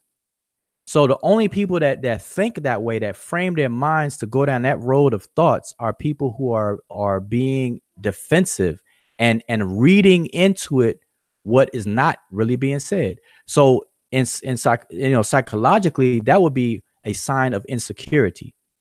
Either some people are insecure about what they believe in and what they practice, or you're not. Like, to a scientist, if you could deal with any of these famous scientists that we are familiar with, especially like Dr. Neil deGrasse Tyson or anybody along his peer group, right? When you hear them talk, they're not like, you could tell that they're not insecure about whatever. Like they're like, look, all right, let's talk about it. Like what? They don't be insecure about things, and to put words in people's mouths. And in fact, in science and in law, you're supposed to, like, this is how you're supposed to demonstrate that you understand the next person's points. You're supposed to repeat their points in your own words first before you even introduce your counterpoint or whatever. Like when you're doing a debate, like just look at the typical trial, a law case or trial. When one side files a paperwork and the other side is responsible for responding to the paperwork, the respondent has to reiterate what the other person is saying, so that the judge or the court can know that they even understand the complaint or the point in the first place, and then they introduce their response. And so likewise in debates, certain debates, you're supposed to do the same thing. So like Kofi, if you're making an argument and you're making a point and you're making an argument prior to, and if I disagree with it, it's my job to explain your argument back to you first before I go into my disagreement. And that's proper. The reason why is to show that I really have a valid disagreement and that it's not based on just me not understanding what you're saying. And so this is the level that people are not doing. And so on Facebook, we got people who are just arguing for no reason because they don't even understand what's being said. They never reiterate what's being said or show and demonstrate that they even understand the point. And so this is the problem that we have. And so that's goes to a little bit to what you're saying. But it, people who understand that this is how it's supposed to work, we're not having a problem. I don't have a problem with it. Like I have no problem with none of the posts that I've read or anything that people have said concerning this topic at all. If anything, I got more questions. I wish that we have a whole week-long series of panel discussions with whoever that's been chiming in on this topic, whoever. Yes, it's definitely a learning experience, a learning opportunity. But my whole thing is, I mean, the title is what real black atheist, right? So I don't think that just applies to Christianity. That would be like, if you're talking about Unc, Unc is a real black atheist. And so now Unc being a real black atheist or labeling himself as a real black atheist, then if people have an issue, see, with Unc comes an assumption, because, and that's probably the people, because really prior to the conversation of African spirituality and science, the previous conversation, which probably kind of set the stage for that, was the issue of reincarnation. Reincarnation, is it real or what is it a belief? Right. The physical form versus the spiritual form. Yeah. So that probably kind of led up to it, and Unc had kind of kicked that conversation off and everything. And so with the word pseudo being tossed around and stuff like that, I understand why people may feel defensive and get defensive. But That's the point of having a rational mind, dealing with logic and reasoning, and leaving your emotions in check. You can't, you got to walk your dog. You don't allow your dog to walk you. So your emotions got to be kept in check so that we can have a rational, reasonable, and logical discussion. Therefore, it doesn't matter who says what or what the assumptions are. We can clean all that stuff up. And that's what needs to happen with that. Because, like, for example, if I define, like Professor James Small, he defines spirituality in a nutshell as food, clothing, and shelter. I'm sure y'all heard that, right? So, yeah, I heard of that. Yeah. So, so real quick, is that energy to do work to get those things? No, that's what I'm saying. So instead of people going to him and asking him to further elaborate and asking the critical questions that will kind of tease out the necessary information for us to have a full understanding of what he means by it. Instead, we're just taking that soundbite or that quote from him and running with it. Spirituality is food, clothing, and shelter. Like, how can spirituality be food and be clothing and be shelter? Is it the pursuit of those things? Is it something you got to do to get those things? Like, what? That's not enough. That's just to say that is not enough. And I know that Professor Small said a whole lot more, but I'm saying the quote that people are using is that small tidbit. It is a whole lot more to why he says what he says, but I don't think people are, kind of using it. And even in that means he's viewing spirituality as something different. Because the question becomes, is this how Africans of different ethnic groups are they articulating it that way? You see what I'm saying? So we had to take all of that stuff into consideration. Like you said, the ability to do work to obtain the clothing, food to shelter, or even like what Sean was reading. It's not so much the blood that gets rid of the spirit. It's the work you're doing to acknowledge that it was there, the energy you putting forth as you make your energy as in form of work. Oh, this area got two spirits. Now you got to do extra work over here. Well, so since I did extra work over here, that's my energy. But now check this out.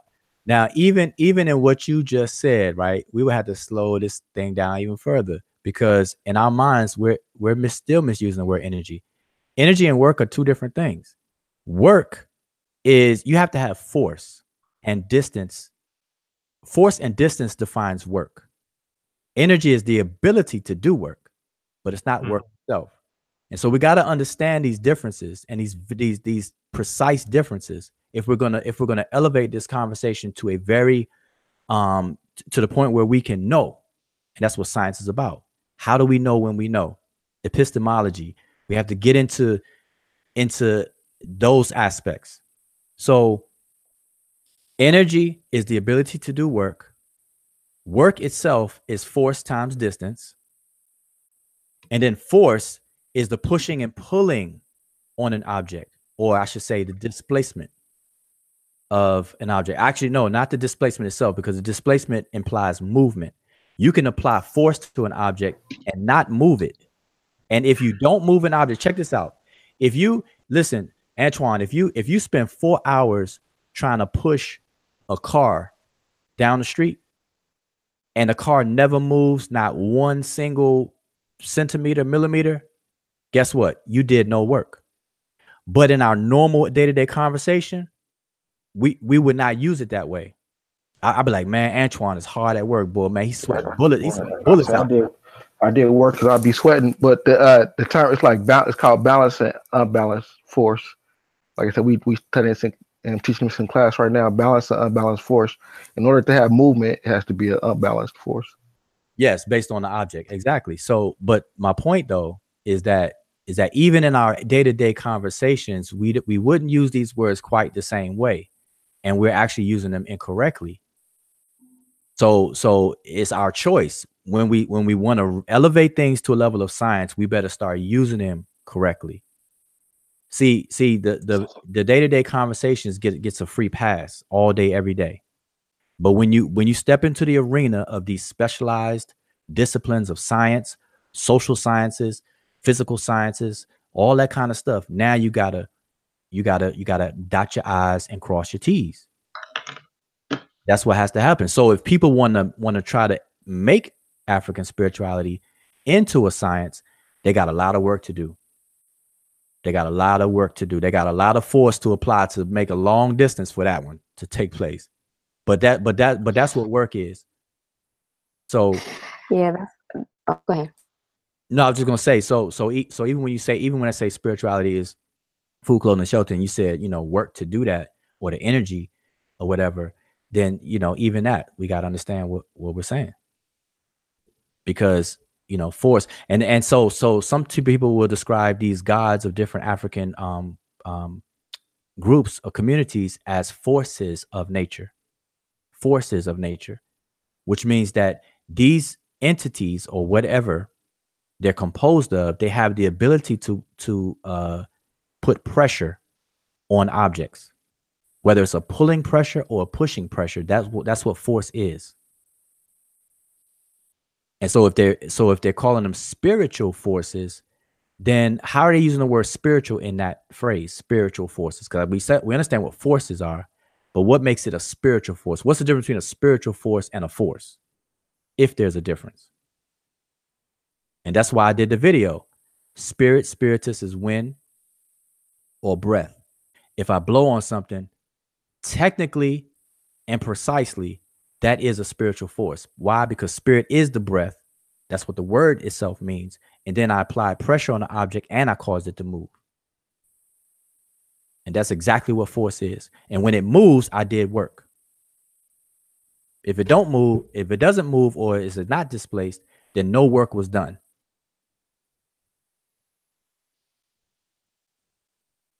Period. And so that's what science allows us to do. Science allows us to be like, bap. Say that one more time. I said, with spirit. Okay, so like in the video, this is what I showed, and I tried to make it, a little bit funny, but I said that spirit is from the Latin word spiritus, which is wind or breath. And so if I say spiritual force, that's what wind does. Spiritus is wind or breath. And if I blow on an object, I am applying pressure or pushing or force on that object. So you will show the example. You will show the video. I mean, it's funny, but I mean, you actually made a bunch of sense. You was being humorous and funny by doing it. But I mean, it was a great example. I mean, it was a great. Can you show the video? Oh, the video. Yeah, what you the force time. What is it? Force time distance. Oh, okay. Let me see. I could pull it up and show it. I don't know how it's gonna show. Let me give me a second to share. I'll find it and pull it up. But yeah, so that's let me see if I can find it. It's on my page for those who want to see it directly. But yeah, I demonstrated. I had a ball of tissue in my hand, and I blew on it. And by me doing that, I am literally showing spiritual force and spiritual work at the same time. The spiritual part is the wind or my breath at itself, and then the force is the pressure that when I blew, and then the movement of the tissue out of my hand produced the work. And I can accurately say that I demonstrated spiritual force and spiritual work right there, and that's what I did in the video. But I was making it kind of funny and stuff. But so I just, it's an example so people will be grounded. Start from there. Start from what things are or were, and then work your way out. But yeah, y'all can continue talking. I'm gonna try to find it. I'll show it. Yeah, I think that was a good demonstration. Well, give him a second, family. He gonna find the. Yeah, we need to know what's the title of the video, or is it only on his Facebook page live? Yeah, it's only 2 minutes. It's only 2 minutes long, and it's called "Try to Told You." Try to told you. Yeah. spiritual work. I'll just pull it up and see if I could play it in here. Yeah. I might be. Let me see. Yeah. Give us just a second, fam. COVID. COVID. What's up? So you telling me that third party appeal to authorities made you mad? Yeah, that's almost made me quit.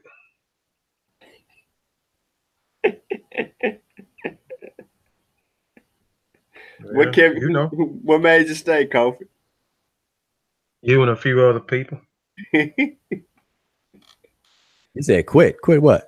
Man, Just give it all up. It's throwing the white towel, huh? Yeah, I'm finna throw the towel. I'm finna stop vlogging in Facebook. I wasn't even gonna do presentations. I was finna just quit everything. I just couldn't take it no more. Well, it's good that you didn't, because hindsight, you'll see, man, it's not that deep as people. Like, we can't allow other people's insecurities, or even if it's not an insecurity, but we can't allow other people's shortcomings dictate how we move forward. And that's just the bottom line. That's something I learned a long time ago. And not everybody's going to get it. Not everybody's going to be on the same page. And that's a reality we just have to face. There's nothing we could do about it. We just hope for the best. And we hope people understand. And we hope to communicate, articulate ourselves. And we leave room for learning and to be able to articulate, do things better and improve. But we got to keep it moving. Yeah, I was just frustrated. Just frustrated. I mean, we do a lot of work, man, and people don't know the money being spent, or people don't know the time being spent, the read and study and put these things together. And I just feel like they were just taking it for advantage, because when these subjects came up, just the dangerous rhetoric and just the foolishness that was, in a lot of the comments. I'm like, man, what, we doing, everybody is doing, doing what they got to do to, uh, to help people learn, you know what I'm saying, and bring forth some information that people may not know, and give the sources, and so they can go and buy these sources or look these articles in these journals, these journals and stuff up, so they can learn on first, learn themselves, man. I just got frustrated, man. That's like, I'm just doing this just to be doing it. Ain't nobody listening. Ain't nobody, ain't nobody taking what we saying, you know what I'm saying, and building on it, you know what I'm saying. It just, I don't know. And then it's just the confusion. It's like what's going on in the chaos community is the same thing, man. I can go down the street right now and see y'all. This supposed to be the conscious community. Everybody think this community is supposed to be everybody getting along, everybody's smart, you know what I'm saying? Everybody is intellectual, everybody has something to offer, everybody's demonstrating uh good character, everybody have more ethics, more, but it's none of that. It's the same stuff that I see on in the streets, and when I was in the streets, the same thing that I see in the community. Nobody don't want to be told what to do. Everybody want to be the big shot, so they always running at the mouth, not listening to what somebody got to say. You know what I'm saying? People not studying and misinterpreting certain things, or just saying stuff just to keep confusing because they want to get a reaction out of somebody. So I had just got tired, man. I just like, I'm the hell with it. I'm gonna let y'all have it. I'm gonna get on up out of here. Hey, I think I have it. So I'm gonna play, and y'all let me know if you can see and hear it. So Okay. It's only 2 minutes long. So those who didn't see it on my Facebook page, or not, my friend on Facebook, I hope y'all can see it. And let me know what you think about it. It's funny and a good example. Hold on, let me lock it on you, Saber. Hold on before you start. I got it still on at 20. All right.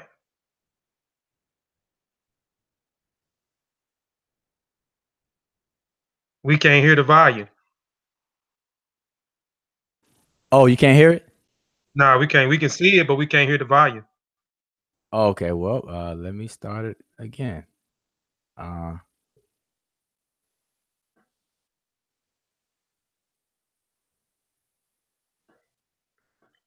It was playing. Yeah, it was playing. It was playing, but we just couldn't hear it. Okay, did the people in the audience hear it? Because Did y'all hear it? because I think we can't hear it in here, but I think your listeners will be able to hear it. Yeah. What did y'all hear it when he had it playing a while ago? Put a one in that somebody Cosmic Thought said no, nah, Kofi, the people. Nah, they didn't hear it. Oh no. Me. All right, so They let didn't me. hear it.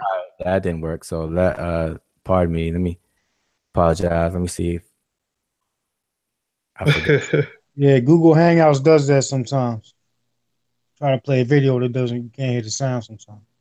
Oh, okay. So wow. All right, so I gotta do it differently then. Okay. So all right, well, give me a minute. But yeah, so anyway, I'm glad you didn't throw in the towel though, Kofi, because it's not something that should should warrant that. So that's good. But no, but trust me though, see, so hopefully that you do understand there's a lot of work to be done, and this is just some of this is part of it. People are gonna have misunderstandings. See, and I said this before, I had to reiterate this. I say 99% of all disagreements are disagreements due to a lack of communication and not a true disagreement. A lot of problems around the world, this is a world global thing. Like a lot of problems are caused because of miscommunication, not really a true disagreement. And the only way you really know if you have a true disagreement with somebody is you first have to have a meeting of the minds. You have to understand what somebody's actually saying and then disagree with that and not an assumption of what you think they're saying. And the only way you can keep that in check is by regurgitating the next man's point so that he knows or she knows that you understand what they said. Then you move forward and give your disagreement. That's the proper way. That's proper debate and argument, the art of arguing. I learned that in school. And I'm trying to pull this up differently so I could play it. Let's see.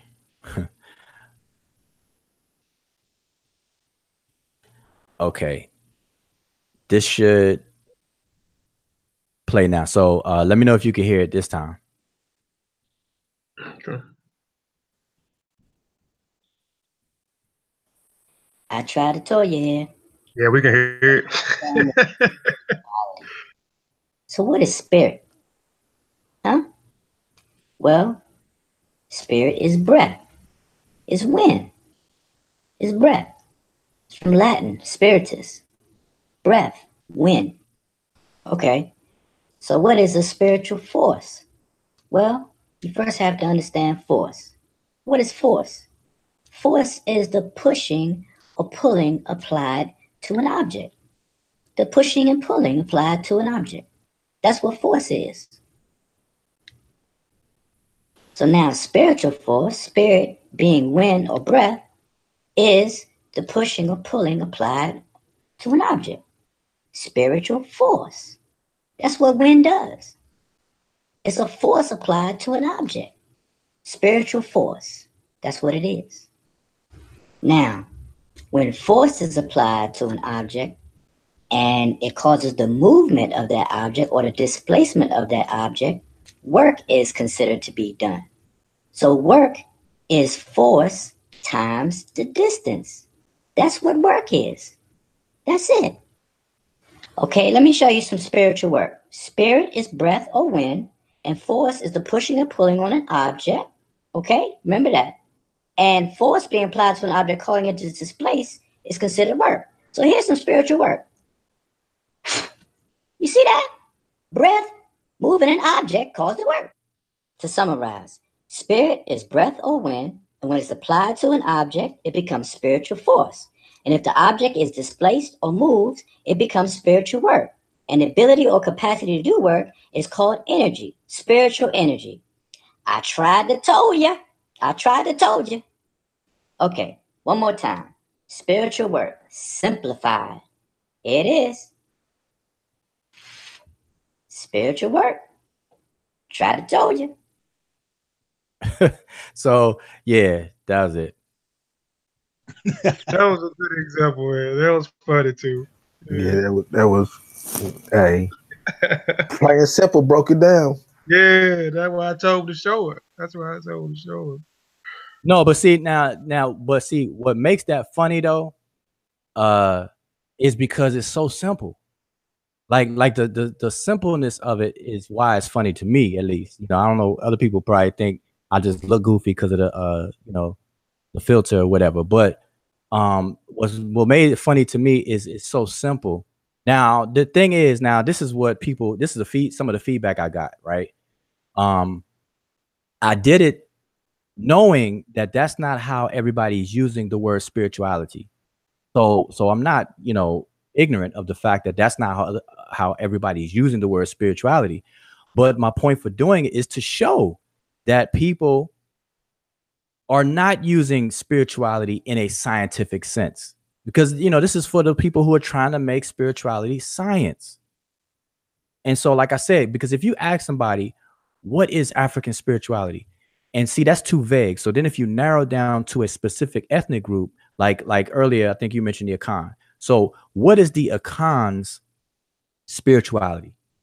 And in order for somebody to answer you, what you're going to end up getting is elements of culture, elements of ritual, elements. You're going to get a whole bunch of different things. People are going to talk about shrines being made, offerings being made to ancestors. They're going to talk about deities. They're going to talk about all those things when you bring up the word spirituality of any particular ethnic group of people. And so when they do that, they're not describing science.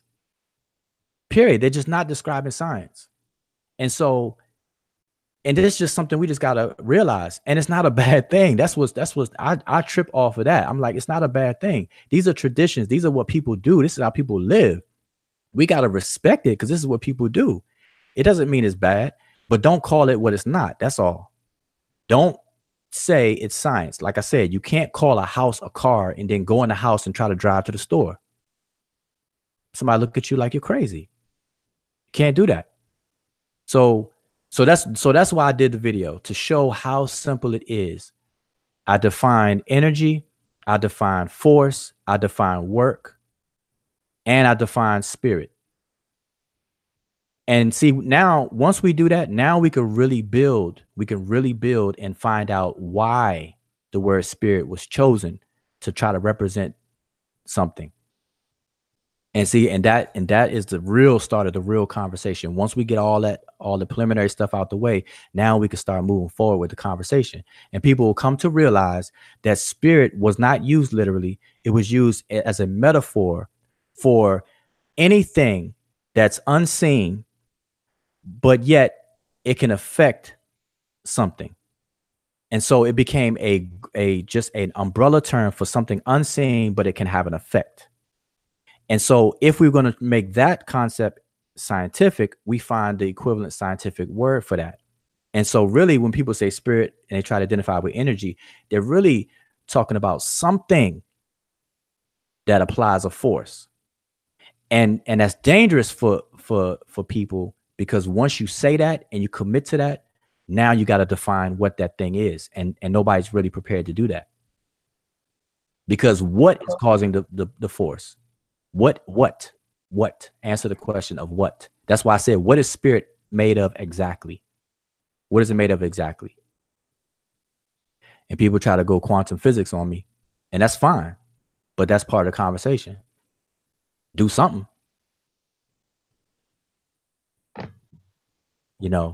So he said do something, huh? Exactly, because even in quantum physics, you're talking about things. You're talking about particles, waves, and all these other things. At least you can identify.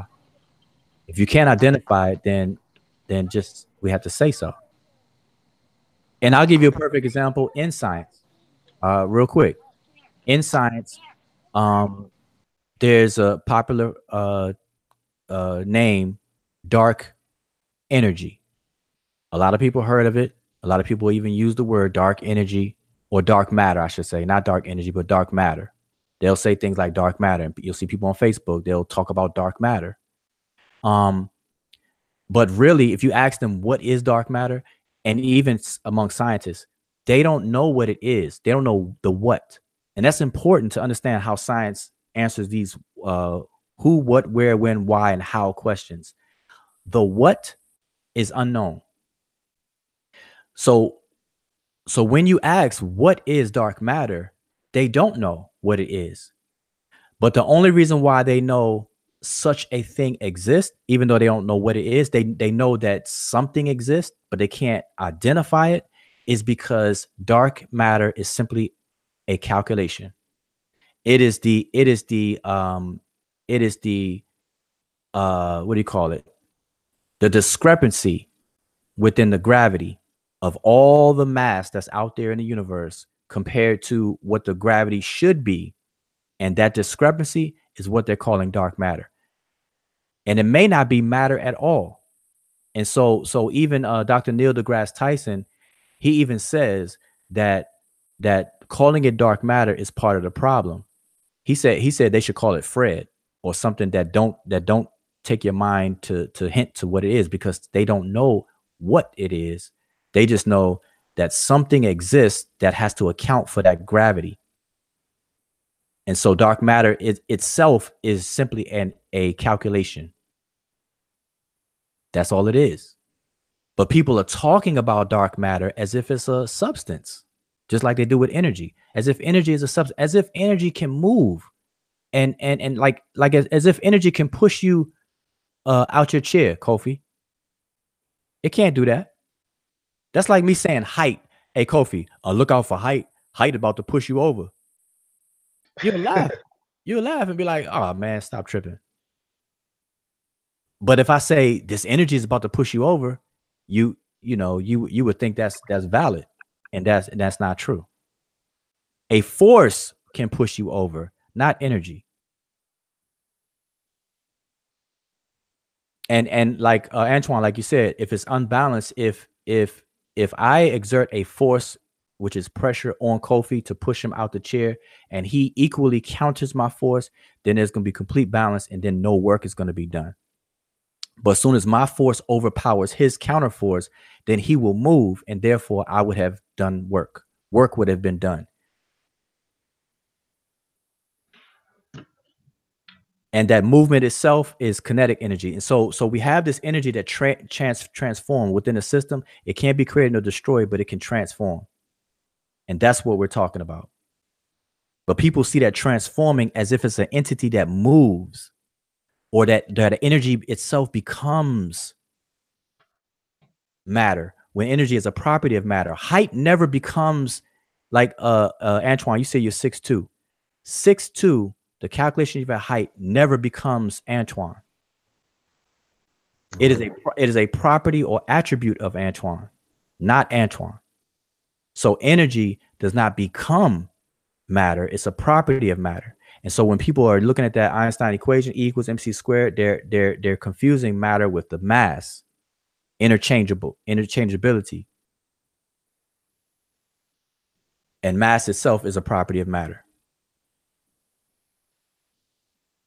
And so anyway, so I'm saying I don't want to make this long and turn into all of that. But so this conversation, African spirituality and stuff like that, I think we're only at the beginning of the conversation. So we needed to get through this hump first before we could start the real interesting part of it, to define, okay, well, what is spirit made of exactly? Like your spirit, like your version of spirit, whatever you're calling spirit, tell me what that's made of. Is it made of elements that we know of on our periodic table? Is it below that? Is it subatomic? Because if it's atomic or subatomic, then it is material. Because tangible things, the word tangible is the word touchable. So everything within its own existence, in other words, in order for anything to have an effect on another thing, there has to be a mutual tangibility there. In other words, if if in order for me to push something over, I have to be within a scope or range of tangibility of that object that I'm trying to push, or else whatever I'm pushing will have no effect on it. Like for example, if we go to movies and cartoons, if you see a ghost, like if anybody watched Casper the Friendly Ghost as a child, when Casper want to walk through a wall, he has to change his level of tangibility to pass through the wall, which means he's not as tangible as the wall to be able to pass through it. But if he was just as tangible as the wall, then you can't pass through it. And so any one object affecting another object in any way has to be within a range of tangibility of that object. Both objects have to be within a range of each other. So if people wanted to start to define spirit, can you still hear me? Or you good? Oh, so if people want to define spirit as, an entity, then that opens up a whole box of questions, because now we can ask, well, what is it? What is it made of? Because if you're trying to call on the spirit to help you solve a problem or help you win this fight or help you do this, and you can call on the ancestors, and you define the ancestors as spirit, and you're calling on them for helping you, then how are they going to help you? And how do they hear you? And what propels their movement? And in order for them to help the physical world, they have to be within a tangible range of the physical world, which means touchable. You cannot move an object if you're not within a tangible range of the object. Whether it's your own matter or the influence that you have on the object, which is the force. Because gravity, there's a confusion about that. Gravity being a force or not. Einstein came along and said, "Oh, well, wait a minute. Gravity is not a force. Gravity is simply the displacement of this time, this space around an object." See, Einstein straightened that out. But prior to that, everybody thought that gravity was a force. You see what I'm saying? So we got to become scientifically literate. We got to educate ourselves. If we're going to continue this, these conversations, and we're gonna bring our traditions, our African traditions, along with us on this journey, we better be up to par. We better be able to be prepared to cross our T's and dot all of our I's, or just accept it for what it is.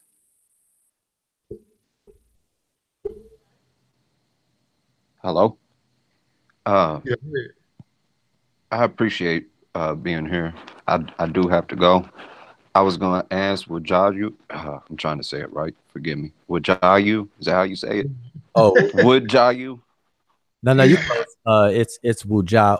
Wujau. Okay. Yeah. Wujau. Being that you are, at least through my eyes, a polymath, and you got a strong holding in multiple fields of thought. Are you familiar with William? I want to say Wewell, and how he was a priest, but from my knowledge at the moment, he's the one that kind of coined and built this lane called science. And do you think it would be a good idea to give a 2 or 3 minute synopsis of what he did and why, more or less to show that this debate that's going is not anything new, and it was just merely so people who have a strong sense of education, however we want to word that, so we can teach it and we can kind of organize these different fields in a better way. Because once upon a time it was all rhetoric, and then rhetoric turned into philosophy, and philosophy you grow into this if we just look at the annuals of time and trying to define these different ideologies and disciplines of learning. Okay, well, first of all, yeah, it's good to meet you. It's my first time interacting with you and everything. And well, the only thing I remember about We Will, or I guess that's how you pronounce his name, is that the main thing from his era of time and what he's done was what I said earlier in terms of he basically put forward the importance of nomenclatures and creating words to properly define and identify different things. And if we can put it a different way, even though this is not attributed to him, and I don't even know if it should be, but this is what he was pushing, is really the ontology and the taxonomy of this whole thing. Because, and this is what Africans have done, always have done, it's the ontological and taxonomic aspect of describing existence. So it's basically how you categorize existence and subcategorize. So it's almost like a computer hard disk where you have a file folder and then a subfolder within a subfolder and everything, and how all these folders are related, but each folder has its commonality. And then once that commonality breaks, you got to create a new folder. But both of those folders may have a more meta commonality that you can put under one folder. And so that's what ontology and taxonomy does for biology, and ontology does for just existence, period. And so his thing, if I remember, was to focus on making sure that words are used properly, or at least create words that accurately described all the stuff that people was talking about, in science and stuff like that. But it took him as a person who was familiar with a lot of different things to actually see it and be like, wait a minute, now we got a problem here, and whatnot. For his folks, because in Africa we've done that all along. But yeah, and that's exactly why I asked y'all. I'm sorry I have to go, and I asked you because I kind of felt you would be able to simplify it and articulate, and then be able to kind of elaborate on him being a linguist and things of that nature. But y'all, my phone is about to die. I've fed my family during this whole presentation, and I got to get to them and shut it down for the night. Peace to everybody. I'm thankful that I got to be a part of this and listen along, and I got to go at the moment. But peace to everybody. All right. Peace, Pop. I'll holler at you later on, man. Okay. All right, peace. Hey, all right, peace, brother Kofi. Just to add, just a quick on that. That importance is definitely needed to this very day. So we need a current William Whiham, to champion that again, because a lot of that's the problem, and I've been saying this, like I'm looking at all these conversations, and I'm not really seeing disagreements, like valid disagreements. I'm just looking at just poor communication. That's how I see it. People are not defining their terms, or they're too ambiguous. And when you deal with that, that's dangerous, so that's where I see it. And so him asking about that person, that's just at least from what I remember. I don't know too many details about the person. I didn't go into his work, but I do know, because when I speak about nomenclature, that's a person that's one of the people that, you'll come across when you're trying to research why or how did science start to get these specialized terms. But we've been doing it all along. Remember, in the initiatory environment in African communities, one of the reasons why they even have a what they call quote unquote a sacred initiation. The word sacred simply means to be set aside, to make something exclusive or set aside. And so they set aside these studies, and even physical locations, maybe, but not always, but they set aside these special studies in order to have a controlled environment, in order to educate a person without ambiguity. So if I pull you to the side and you take a course with me, and I'm teaching you something, I define my terms. That's how you understand it. That way, there's no confusion. So every time I use a word, you'll know exactly what I mean by that word. And my job is to be consistent, and so on and so forth. And so we've been doing that for the longest time. And so people think that, and this is what gives birth to like these mystery languages or whatnot. It's not that these people will use a different language. They may use the same language, but they just use the words differently. Like if you go into these groups or these initiatory environments, they'll use the language of the people, but I mean the words or the lexicon or the words themselves, but they may use them differently. They may use them as metaphors, you know, and all kinds of other things, analogies, symbols, and stuff like that. But, you know, and it creates a whole environment where they can do that. No confusion. Not at all. And so that's what that's what people have to understand. And so science works the same way. You know, like I said, in law, in a courtroom, a person could be a business. But on the street day to day, nobody's gonna look at a business as a person. Not at all. And then if you go further back in history, a person was simply a character in a play. That's where we get the word persona from, because the word person comes from the word mask, to wear a mask. And when you wore a mask, it was the voice behind the mask that became the persona, and you give life to a character, and they call that a person. That was a more historical use of the word.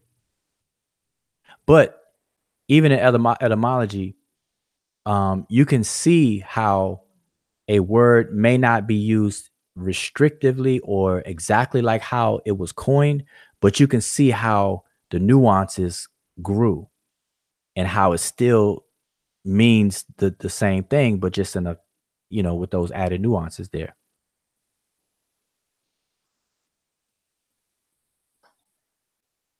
But anyway, so I don't know. So I don't even know. I know you still on, but let me check the chat out. I gotta open up some windows. Yeah, anybody got any questions too? Before we get up out of here, because I know we probably we at 2 hours, I think. Yeah, we are at 2 hours. Timekeeper. Oh man, we got a lot of comments. Man, let me scroll. Where we at, Timekeeper? Between you and Saber, I done lost track of time. I've been trying to be quiet. So oh, man. Oh. I'm trying to see where they any, like what have people been saying in the chat? I don't know, man, but we ain't vibrating high enough for this one dude in the chat. He told us that our vibration is off and we on the wrong megahertz. Oh wow. Okay. Cosmic thought. I'm kind of glad I can't see the comments.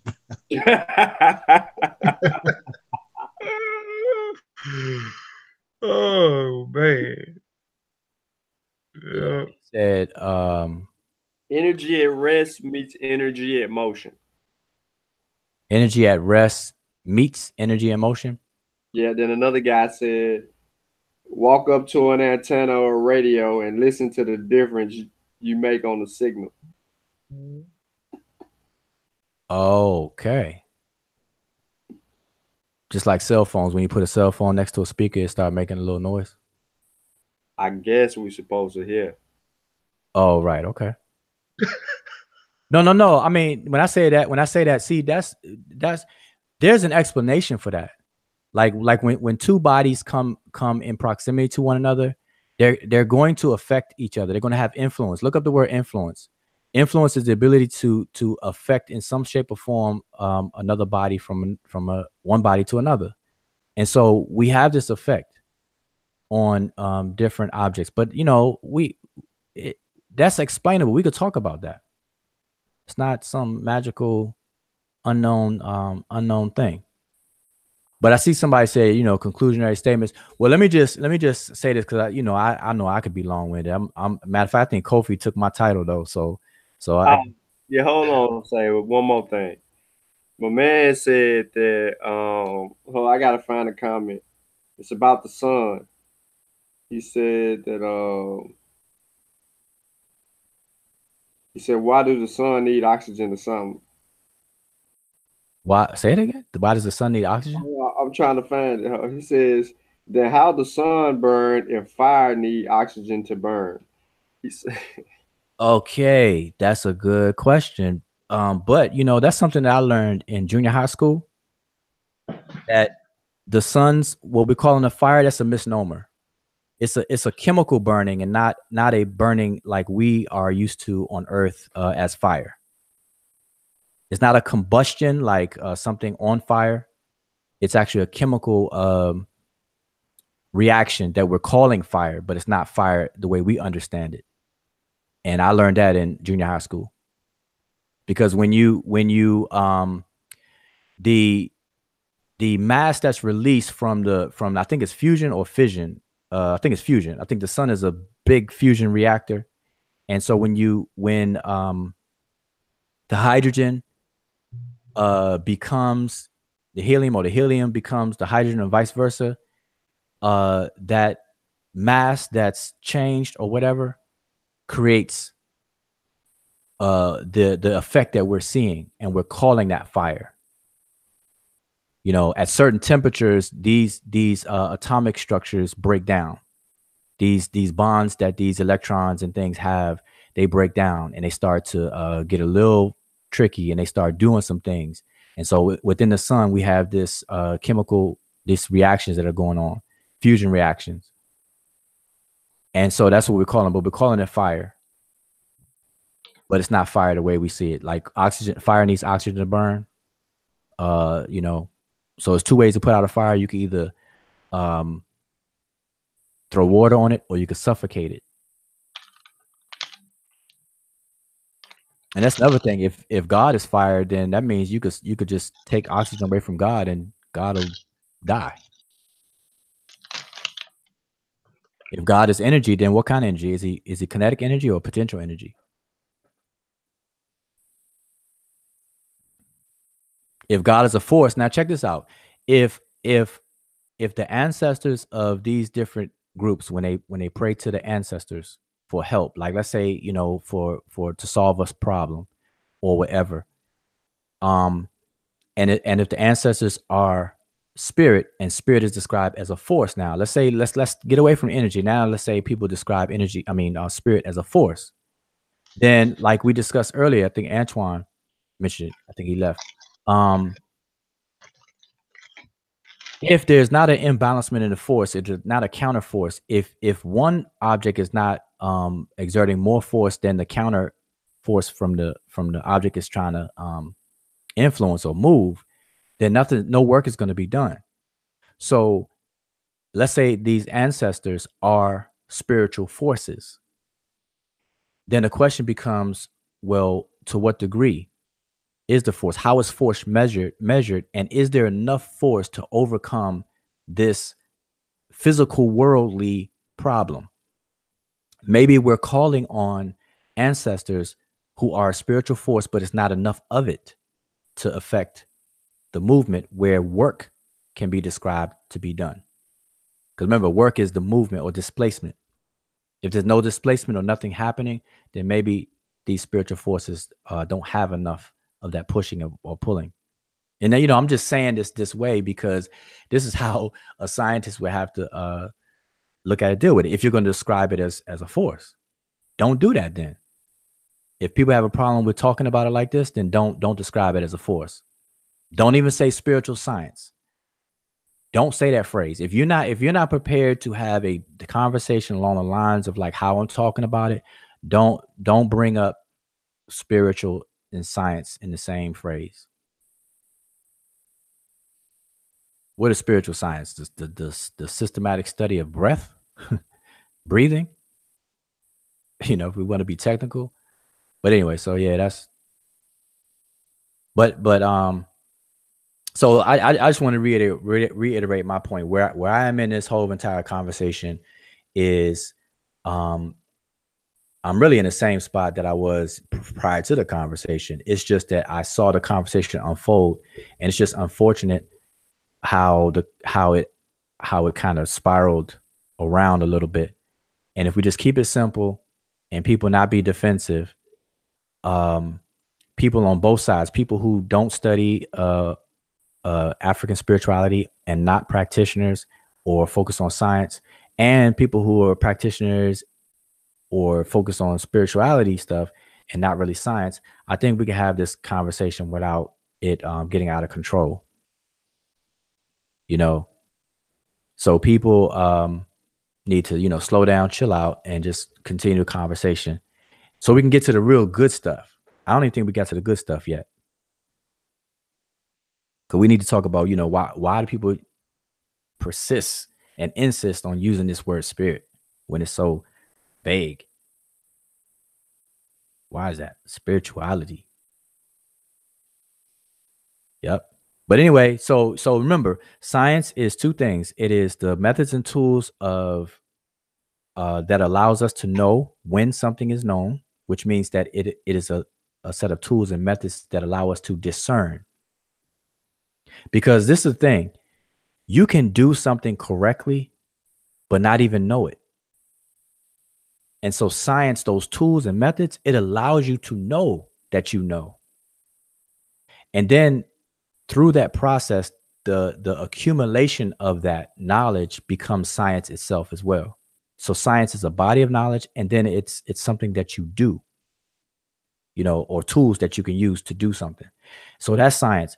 Spirituality, when you think of spirituality, the pursuit of knowledge among spirituality or spiritual doctrines and practices is through revelation.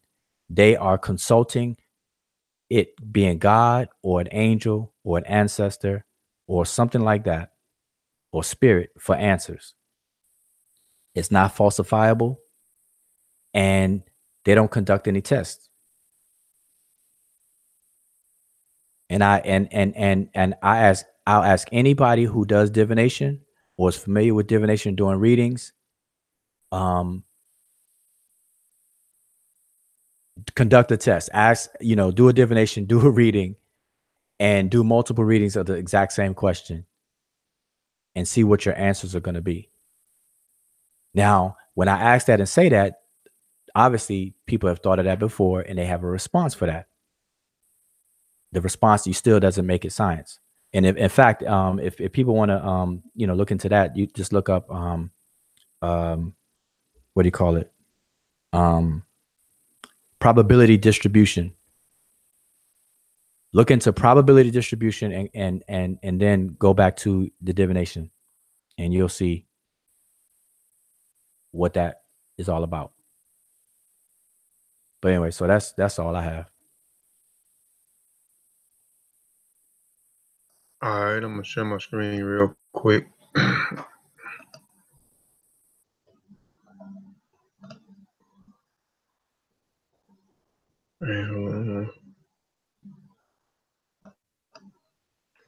Can y'all see my screen? Yeah, to you. Okay, hold on. Before we get up out of here, I always have to please go subscribe to the Seshew and the Netcher group. We are a group of like-minded members that are studying the language, which is the running Kemet, and the writing script, which is called the Seshew and the Netcher. These are the brothers and sisters that was on the platform today.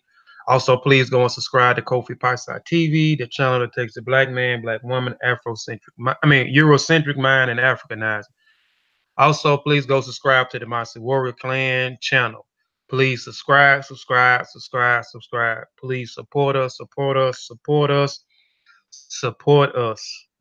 Again, we appreciate y'all for tuning in to the second show today. Y'all could have been doing anything else, but y'all decided to spend y'all time with us as we discuss this topic of African spirituality and science. Anybody got any last words? Damo, I can't see who are all on here, but I know I seen Damo, I seen Sinjun, Any Haret, and I think that might have been it. I know Any Kid had to go. I know Antoine had to jump out, and I think Satep just left.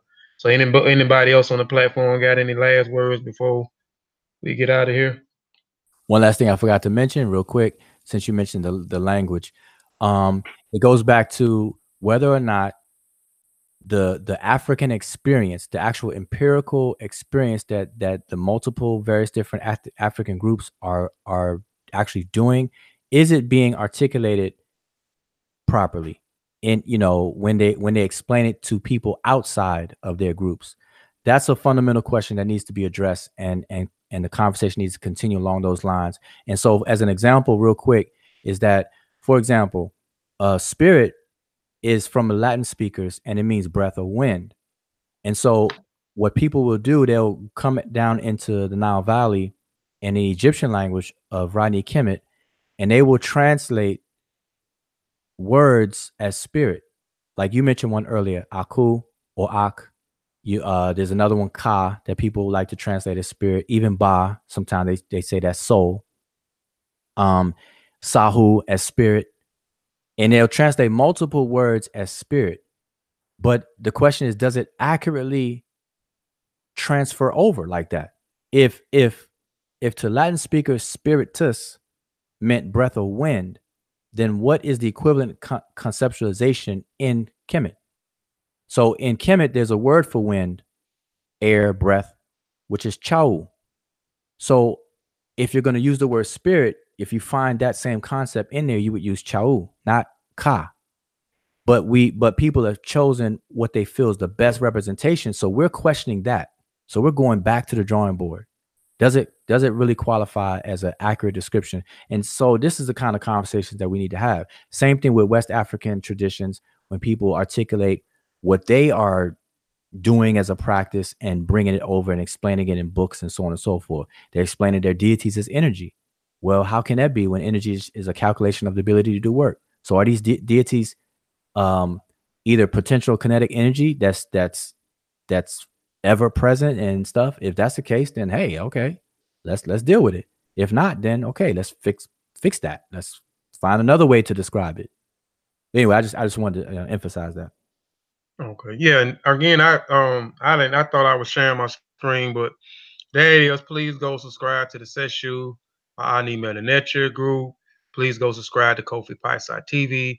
Please go subscribe to the Master Warrior Clan. I thought I was sharing. I see it on the screen now. So those are. So please go support. Any last words from June? Any Harriet, Sean Calfunny, and seeing Jehudi? No, I'm good, man. Appreciate the show. The good bill. Yeah, keep learning. I'm learning. Shout out to the MBK family. It's definitely the Seshew, Masi Warrior Clan.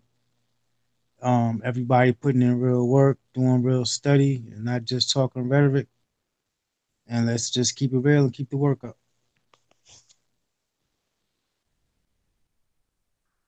You, June, you still, I see your avatar. I know you were driving. You might not can't speak. Yep, I'm here.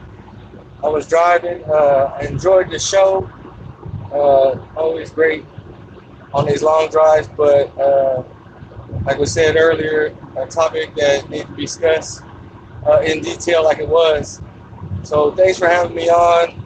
Hotep to the rest of the panel, and Hotep to all the listeners. Shimon Hotep. All right, family. Well, we'll see y'all next week. Man in the full knowledge of himself is a superb and supreme creature of creation. When man becomes possessor of the knowledge of himself, he becomes master of his environment, the captain of his own ship, the director of his own destiny, the accomplisher of his own ends. Man should understand himself because man is full of knowledge, and this knowledge is a gift of nature. When Mother Nature created man, she deprived him of nothing. He was given the faculty of understanding all things around him. This faculty for understanding has not been taken away from him.